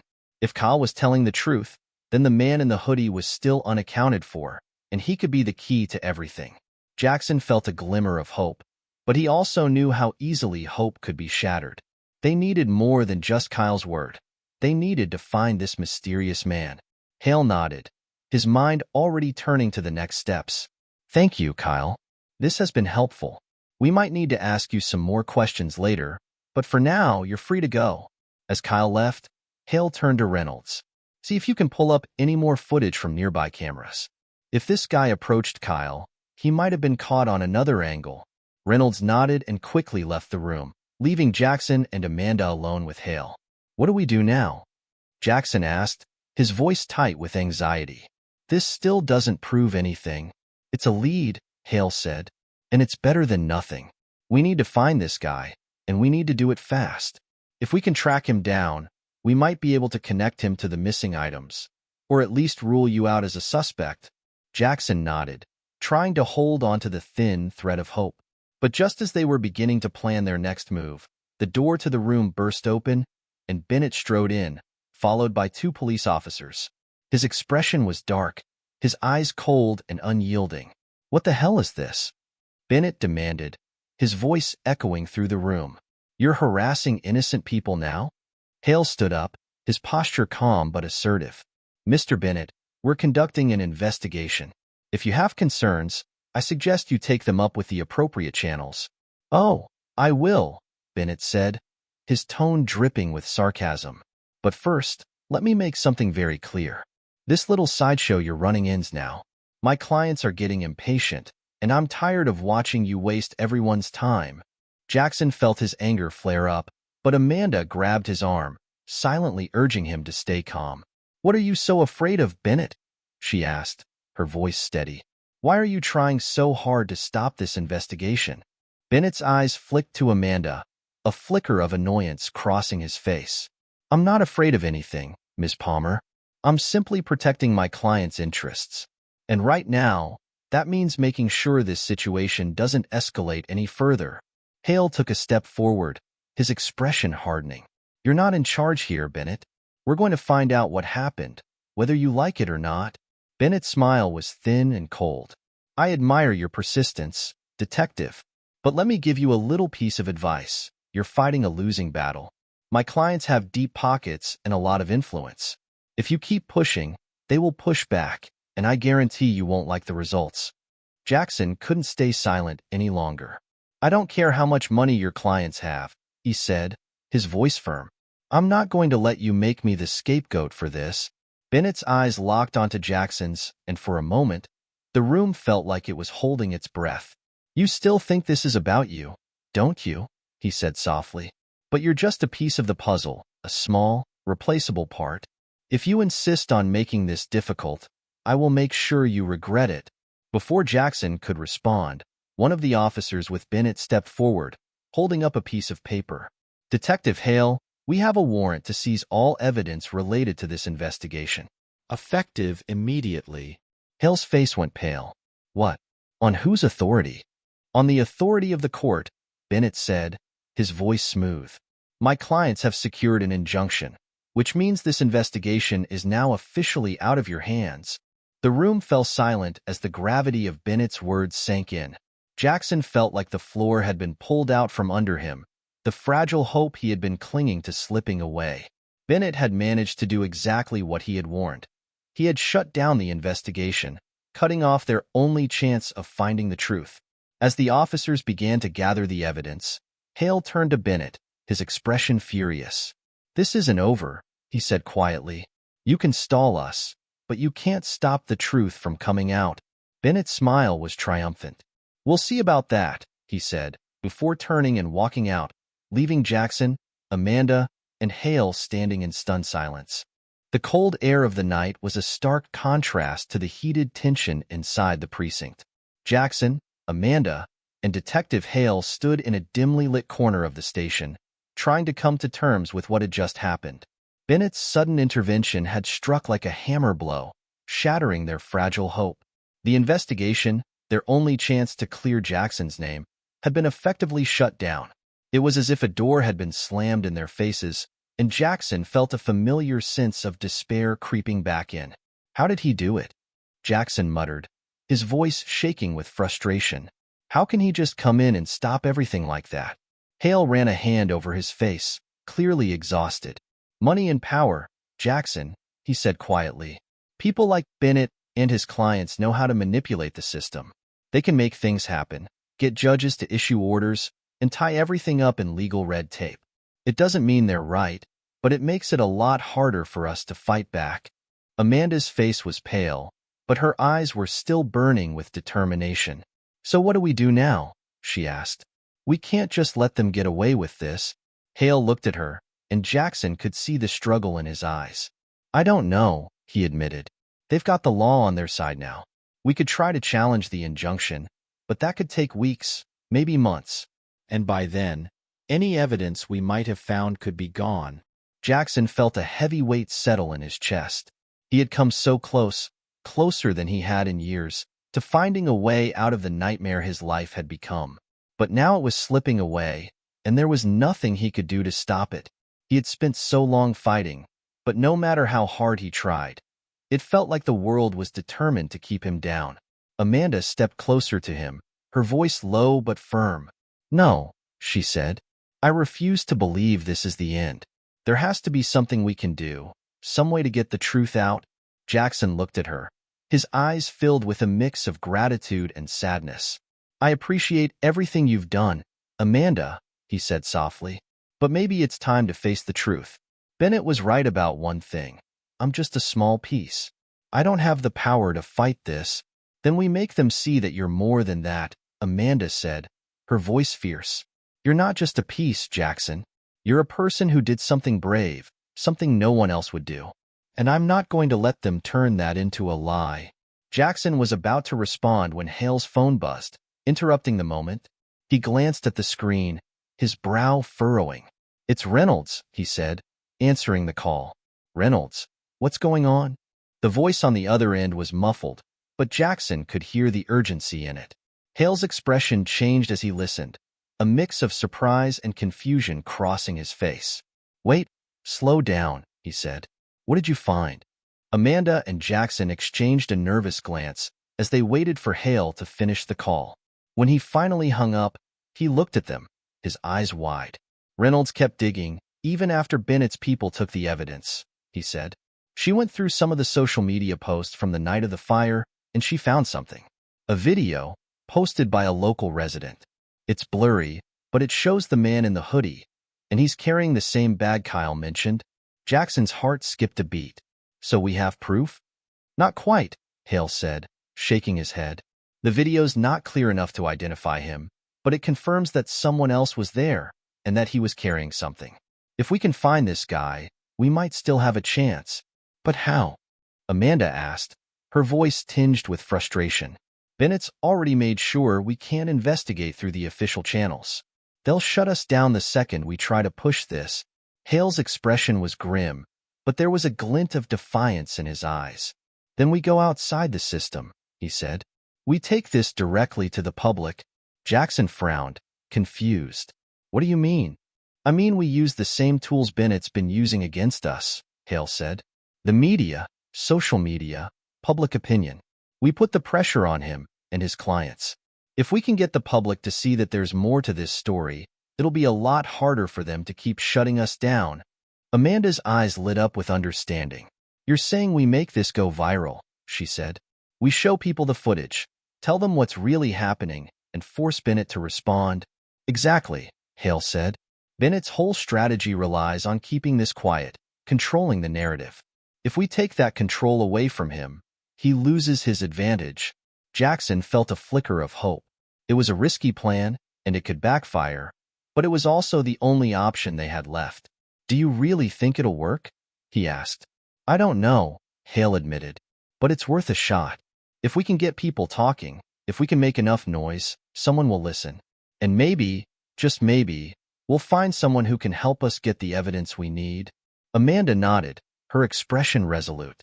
Then let's do it. I'll reach out to the reporters who were here earlier. I'll tell them everything.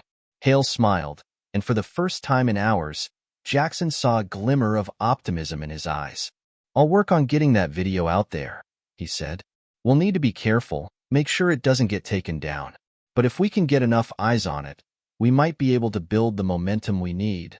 As they began to plan their next steps, Jackson felt a renewed sense of purpose. It was still a long shot, but at least they weren't giving up.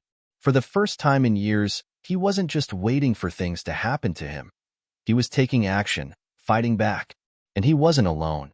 Amanda and Hale were right there with him, and that made all the difference. Thank you, he said quietly, looking at both of them, for believing in me. Amanda smiled, her eyes softening. "We believe in the truth, Jackson, and we're not going to stop until we find it." As the night wore on, they worked tirelessly, crafting a plan to take their story public. They knew it wouldn't be easy.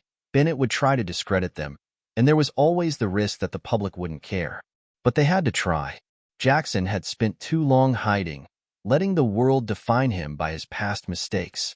This was his chance to change that, to show people who he really was. The next morning, as the first rays of sunlight crept through the city, they were ready. Hale sent the video to a few trusted contacts in the media, while Amanda reached out to the reporters who had been following the story. Jackson sat in the background, watching as everything unfolded, a mix of fear and anticipation swirling inside him. Within hours, the video was live. The footage of the man in the hoodie, the blurry image of the bag, the story of Jackson's rescue and the accusations that had followed. It was all out there, for the world to see. And slowly, almost imperceptibly at first, the tide began to shift. Comments started pouring in, people sharing the video, asking questions, demanding answers. It wasn't a victory, not yet, but it was a start. And as Jackson watched the views climb and the story spread, he felt something he hadn't felt in a long time: hope. The video spread across social media like wildfire. Within hours, it had been shared thousands of times, and the hashtag Justice for Jackson began trending. News outlets picked up the story, and soon, the image of the mysterious man in the hoodie was plastered on TV screens and websites across the city. For the first time, Jackson felt the tide shifting in his favor. People were asking questions, demanding to know why the investigation had been shut down and why a man who had saved a child's life was being treated like a criminal. But the victory was far from assured. As the story gained momentum, so did the backlash. Bennett and his clients moved quickly, launching a counter-offensive to discredit Jackson and control the narrative. Articles began to appear, subtly casting doubt on Jackson's story, highlighting his past and suggesting that the man in the video was a figment of a desperate attempt to shift blame. News commentators debated the situation, some siding with Jackson, others echoing Bennett's narrative that there were questions that needed to be answered. Jackson, Amanda, and Detective Hale monitored everything from their makeshift headquarters at the precinct, watching as the media battle played out. The initial surge of support was encouraging, but Bennett's influence was beginning to show. His team was skilled, and they knew how to manipulate public perception. Slowly, the narrative began to muddy, with people questioning if there was more to Jackson's story than they had been led to believe. "This is exactly what I was afraid of," Hale said, rubbing his temples as he scrolled through the latest articles. "They're turning this into a debate about your character, Jackson, instead of focusing on the real issue, that someone else was there that night, and they're trying to cover it up." Amanda's frustration was evident. "We can't let them do this," she said. "We need to keep the pressure on. We have to make sure people see the truth." Jackson felt a knot of anxiety tighten in his stomach. He had known this wouldn't be easy, but seeing Bennett's team in action, seeing how quickly they could turn the narrative against him, made him realize just how uphill this battle was going to be. "What if it's not enough?" he asked quietly. "What if they convince everyone that I'm lying?" Amanda turned to him, her eyes fierce. "Then we fight harder. We've come too far to back down now." Just as they were strategizing their next move, Hale's phone rang. He glanced at the caller ID and frowned. "It's Reynolds," he said, answering the call. "Reynolds, what's going on?" Reynolds spoke quickly, her tone urgent. "Detective, you're not going to believe this. I was going through the footage again, and I found another angle from a nearby security camera that shows the man in the hoodie after the fire started. He's carrying the same bag, and he's talking to someone who looks a lot like Bennett." Hale's eyes widened. "Are you sure?" "I'm not 100%, Reynolds said, "but it's pretty close. I'm sending you the clip now. You need to see this." As Hale ended the call, his phone buzzed with a new notification. He quickly opened the video file, and Jackson and Amanda crowded around to watch. The footage was grainy, but clear enough to make out two figures, the man in the hoodie and another man, sharply dressed, standing near a black car. The second man's face was partially obscured, but there was something about his stance, the way he held himself, that was unmistakably familiar. "It's him," Jackson said, his voice barely a whisper. "It's Bennett." Hale replayed the video, his mind racing. If this is Bennett, then that changes everything. It means he was involved, or at least he knows more than he's letting on. We need to find a way to confirm this. Amanda's eyes lit up with a renewed sense of determination. If we can prove that Bennett was connected to this man, it'll blow everything wide open. We'll have the evidence we need to expose him. But how? Jackson asked. We've got footage, but it's not clear enough to definitively say it's Bennett. And even if we could, he's got the resources to spin this however he wants. Hale's expression hardened. We need a direct link. Something that ties Bennett to this guy. Something they can't deny. If they were seen together, then there's a record somewhere. A call, a text, something. We just have to find it. As they began to discuss their options, Amanda's phone buzzed with a notification. She glanced at the screen and her eyes widened. "Oh no," she muttered, turning the screen so the others could see. It was a tweet from a local news outlet, accompanied by a video clip of a press conference. Bennett stood at a podium, flanked by several high-profile attorneys, his expression grave. "This has gone on long enough," he said, his voice carrying an air of authority. "These baseless accusations are not only damaging to my clients, but they are a distraction from the real issue, finding out what happened on the night of the fire. We are fully cooperating with the authorities, and we will not tolerate any further attempts to smear our reputation." Jackson felt a wave of anger and helplessness wash over him. Bennett was doing exactly what he feared, taking control of the narrative, positioning himself as the victim while casting doubt on everything Jackson had said. "He's making me look like the bad guy," Jackson said, his voice trembling with frustration. "And people are going to believe him." Amanda shook her head, her eyes narrowing. "Not if we can help it. We need to make this bigger than him, bigger than any one person. If we can get enough people on our side, he won't be able to control it anymore." Hale nodded, already formulating a plan. "We need to get this new footage out there, and we need to find someone who can analyze it, enhance it, anything that might give us a clearer image. If we can confirm that it's Bennett, it'll be a game changer." "But won't they just try to discredit the footage?" Jackson asked. "They'll say it's fake or edited. That's why we need to be smart about how we release it," Hale said. "We'll leak it anonymously, make sure it gets picked up by multiple outlets at once. If it spreads fast enough, Bennett won't be able to shut it down before people start asking questions." The urgency of the situation was palpable, and they all knew there was no time to waste. Reynolds was already coordinating with a contact who specialized in video enhancement, hoping to get a clearer image of Bennett's face. Meanwhile, Amanda began reaching out to journalists she trusted, preparing them for what was about to come. As they worked, Jackson couldn't shake the feeling of dread that had settled over him.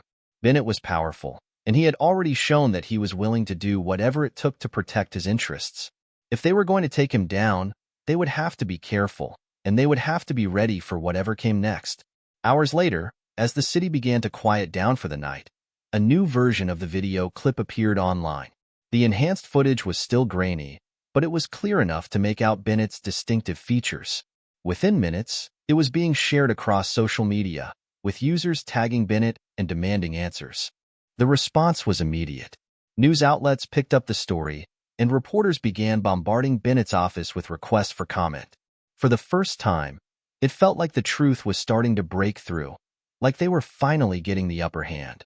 But as Jackson, Amanda, and Hale watched the story unfold, Hale's phone buzzed with a message. He glanced at it, his expression darkening. "We've got a problem," he said, holding up the screen. It was a message from Reynolds. "Bennett's lawyers are threatening legal action. They're saying the footage is doctored, and they're pushing for a court order to take it down. We need to act fast." Jackson's heart sank. They had managed to get this far, but Bennett wasn't going to back down easily. "What do we do?" he asked, his voice barely above a whisper. Hale looked at him, his expression resolute. "We keep pushing. We make sure this story gets out, and we make sure people know the truth. Bennett can try to hide, but he can't stop what's already in motion. We've got to make this so big that he can't control it anymore." Amanda nodded, her eyes fierce. "Then let's make it impossible for him to hide." As they prepared to take their next steps, Jackson realized that this was it, the moment where everything would be decided. They were closer than ever to uncovering the truth, but they were also teetering on the edge of disaster. It was a fight they couldn't afford to lose, and for the first time, Jackson felt ready to face whatever came next.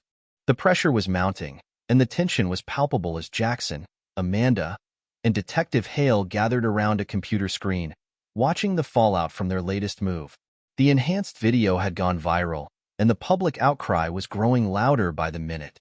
News outlets were running continuous coverage, and social media was ablaze with speculation and demands for answers. For the first time, Bennett was on the defensive, and Jackson could feel a glimmer of hope that they might finally be turning the tide. But that hope was fragile, and it was clear that Bennett wasn't going down without a fight. Within hours of the video being released, his team of lawyers had taken action, filing an emergency motion to have the footage taken down, claiming it was doctored and defamatory. The move was classic damage control. If they could discredit the evidence, they could weaken Jackson's case and regain control of the narrative. "We're running out of time," Hale said, his voice tense as he scanned through the latest updates. "If they get that court order, they'll bury the footage and spin this however they want. We need something stronger, something that forces their hand." Amanda nodded, her expression grim but determined. "What about the man in the hoodie? If we can find him, and he confirms the connection to Bennett, that would be undeniable." "We've been trying," Hale said, shaking his head, "but he's gone dark. No recent addresses, no digital footprint. It's like he disappeared. Either he's hiding, or someone's making sure he stays out of sight." As they tried to figure out their next move, Jackson's phone buzzed with a notification. He glanced at the screen, his eyes widening when he saw the message. It was from an unknown number, but the words were chillingly clear. "You're playing a dangerous game, Jackson. Walk away before it's too late." Jackson's hands trembled as he showed the message to Amanda and Hale. "They're trying to scare me off," he said, his voice barely above a whisper. "They're going to do whatever it takes to stop this." Amanda's eyes flashed with anger. "Then we have to push harder," she said. "We need to make sure this doesn't get swept under the rug." Hale nodded, but there was a flicker of doubt in his eyes.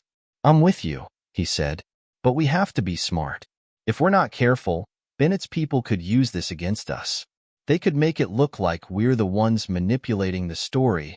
As they continued to strategize, a new message appeared on Jackson's phone. This one was different, not a threat, but an address and a short message. "You want answers? Meet me tonight. Come alone." Jackson's heart raced as he read the message. He had no idea who had sent it, but he felt a strange sense of urgency, a gut feeling that this could be the break they needed. "I have to go," he said, his voice steady. "Whoever sent this might know something." "No way," Amanda said, shaking her head. "It's too dangerous. This could be a trap." "I know," Jackson said, "but what choice do we have? If this person knows anything, it could change everything." Hale hesitated, clearly torn. "If you're going, I'm going with you," he said. "I'm not letting you walk into this alone." Jackson appreciated the offer, but he knew that bringing Hale along could complicate things. If Bennett's people were watching, it would be obvious that they were closing in.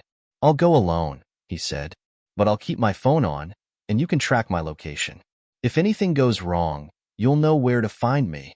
Amanda looked like she was about to protest, but she saw the determination in Jackson's eyes and relented. "Be careful," she said, "and if something feels off, get out of there." That night, Jackson made his way to the address, a rundown warehouse on the outskirts of the city. The area was dark and deserted, the kind of place that made every sound seem amplified, every shadow more sinister. He kept his phone in his hand, ready to call for help if needed, but he couldn't shake the feeling that this was a gamble he had to take. As he approached the warehouse, he saw a figure standing in the shadows, partially hidden by the dim light. Jackson's heart pounded as he got closer, trying to make out the person's features. "Hello?" he called out, his voice echoing slightly. "Are you the one who sent me the message?" The figure stepped forward, revealing a face that was both familiar and unexpected. It was Kyle Murphy, the courier they had questioned earlier. Jackson's mind raced as he tried to process this new twist. "Kyle? What are you doing here?"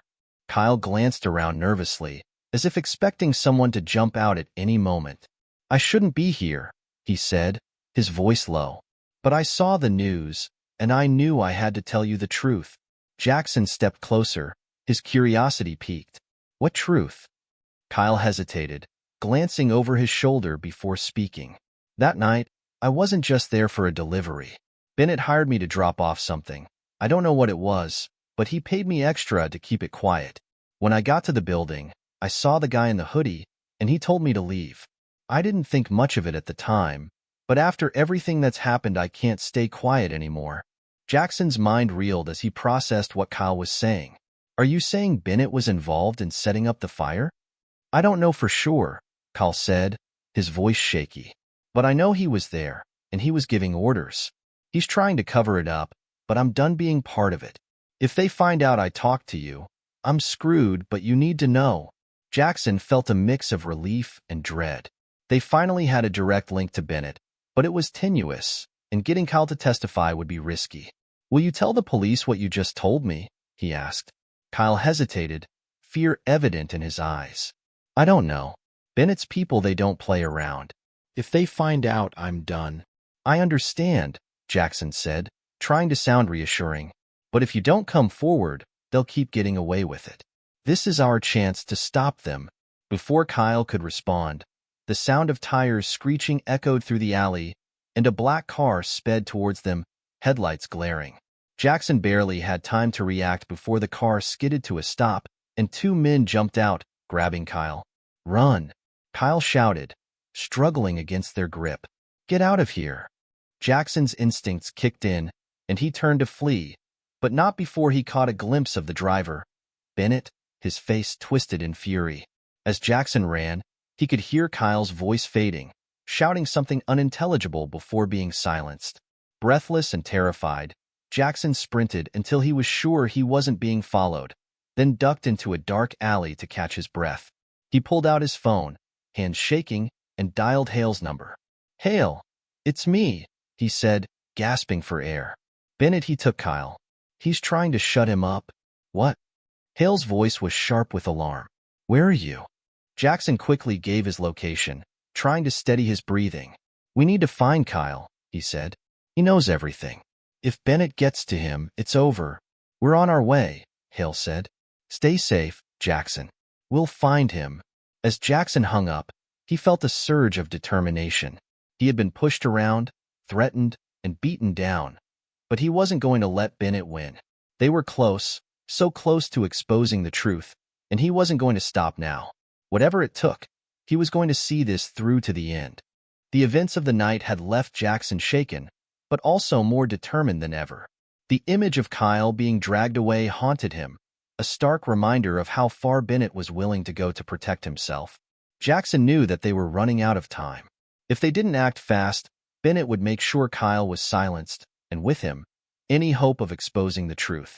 Detective Hale, Amanda, and Reynolds convened at the precinct, their faces grim as Jackson recounted what had happened. We need to find Kyle, Hale said, his voice resolute. If Bennett has him, there's no telling what he'll do. We can't let him get away with this. Amanda nodded, her expression fierce. We need to make this public. If people know Kyle is missing, if they see that Bennett's trying to cover it up, it'll put pressure on him. He won't be able to hide. That's risky, Reynolds said, her tone cautious. If we go public without proof, Bennett will just say we're spreading lies. He could turn this against us.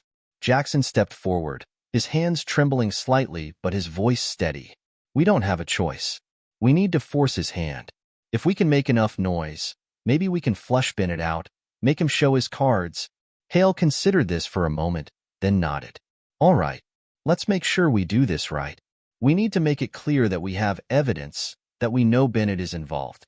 If he thinks we're bluffing, he'll just dig in deeper.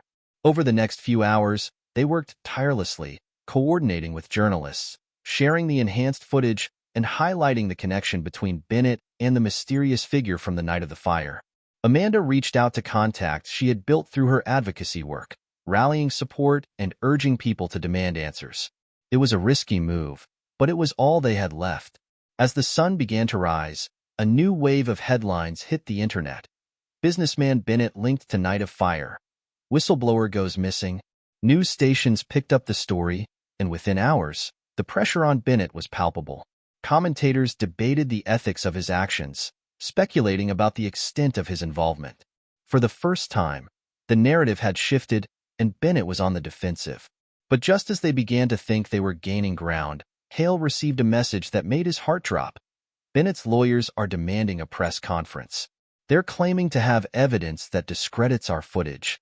The room fell silent as they processed this new development.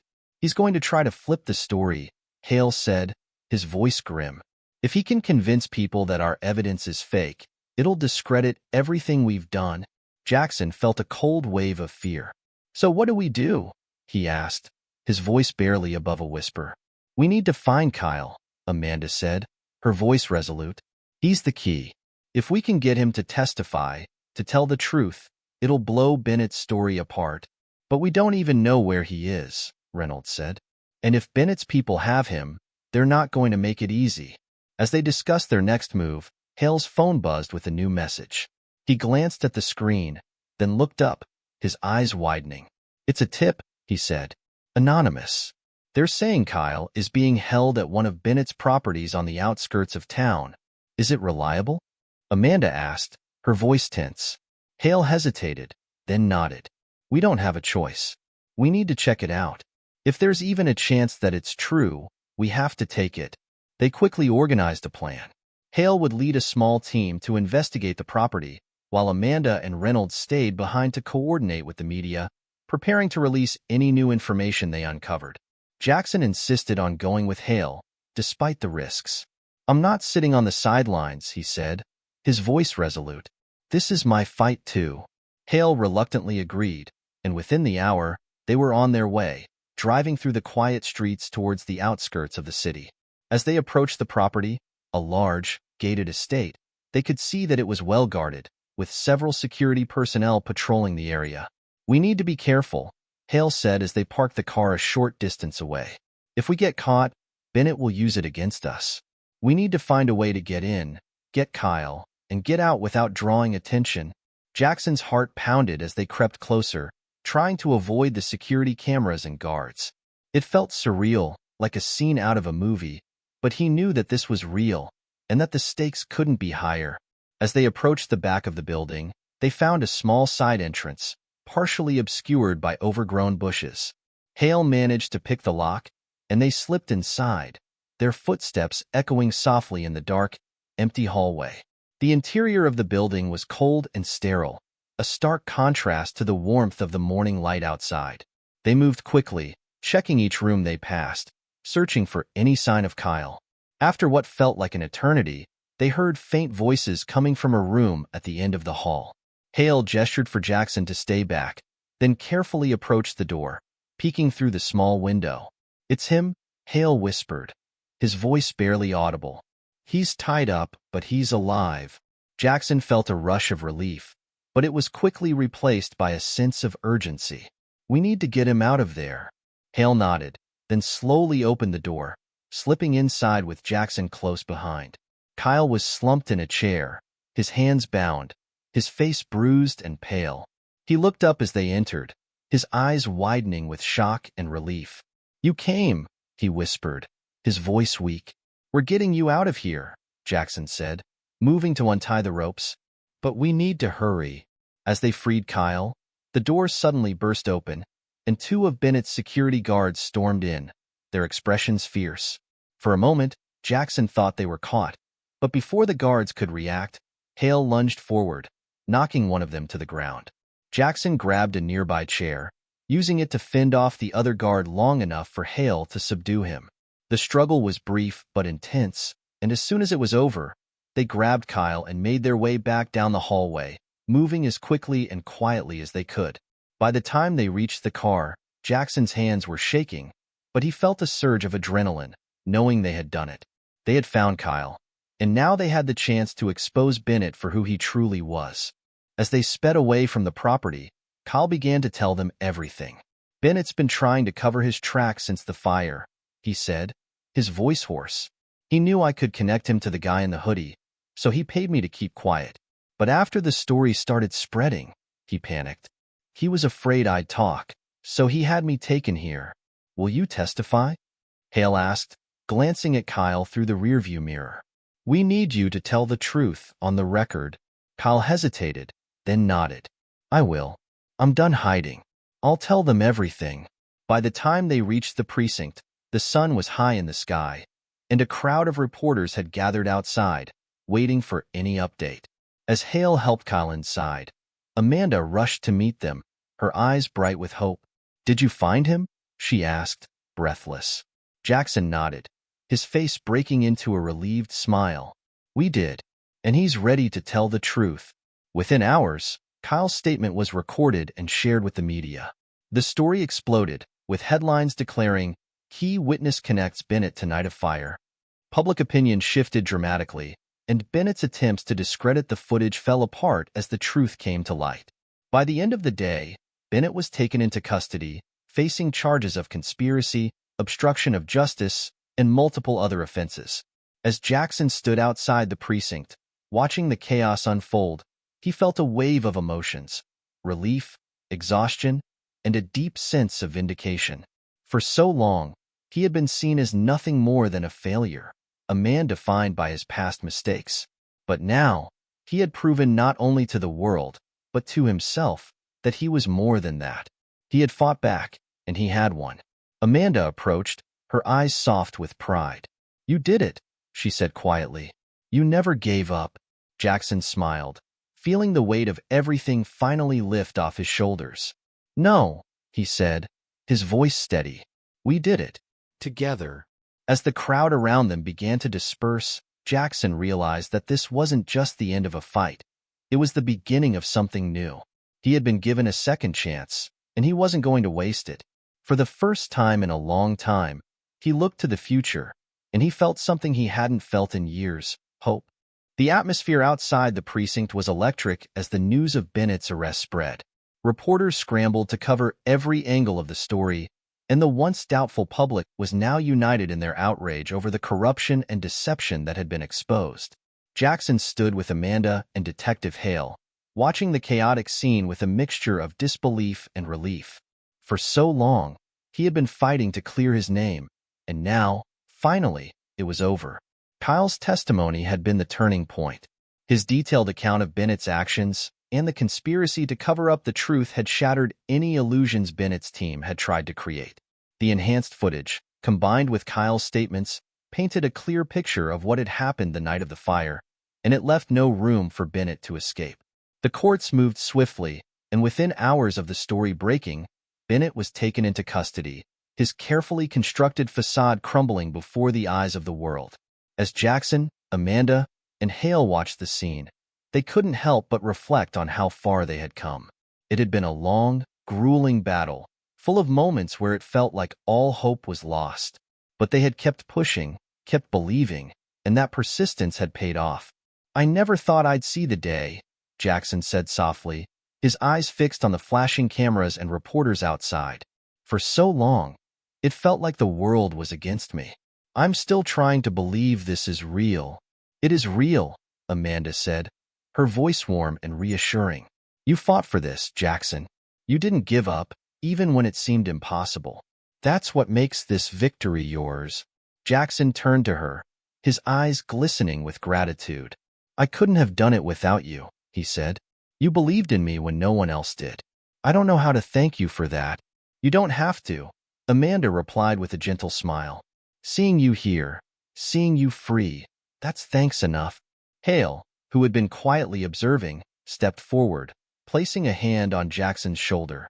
You've got a new start ahead of you, Jackson, he said, and don't waste it. You've shown everyone who you really are, and that's something no one can take away from you. Jackson nodded, the weight of Hale's words sinking in. For the first time in years, he felt like he could breathe, like a huge burden had been lifted off his chest. The fight had been long and painful, but it had brought him to this moment, a moment of clarity and freedom. As the day progressed, the media continued to follow the developments, and soon, Jackson found himself in front of the cameras once more. This time, however, he was not there to defend himself against accusations or to plead his innocence. He was there to share his story, to tell the truth about what had happened, and to thank the people who had stood by him. With Amanda and Hale by his side, Jackson spoke to the crowd of reporters. I've spent years living in the shadows, defined by mistakes and circumstances that I thought I'd never escape, he began, his voice steady and clear. But today, I stand here as a free man, not because of anything I did alone, but because of the people who believed in the truth, who fought for justice, even when it seemed out of reach.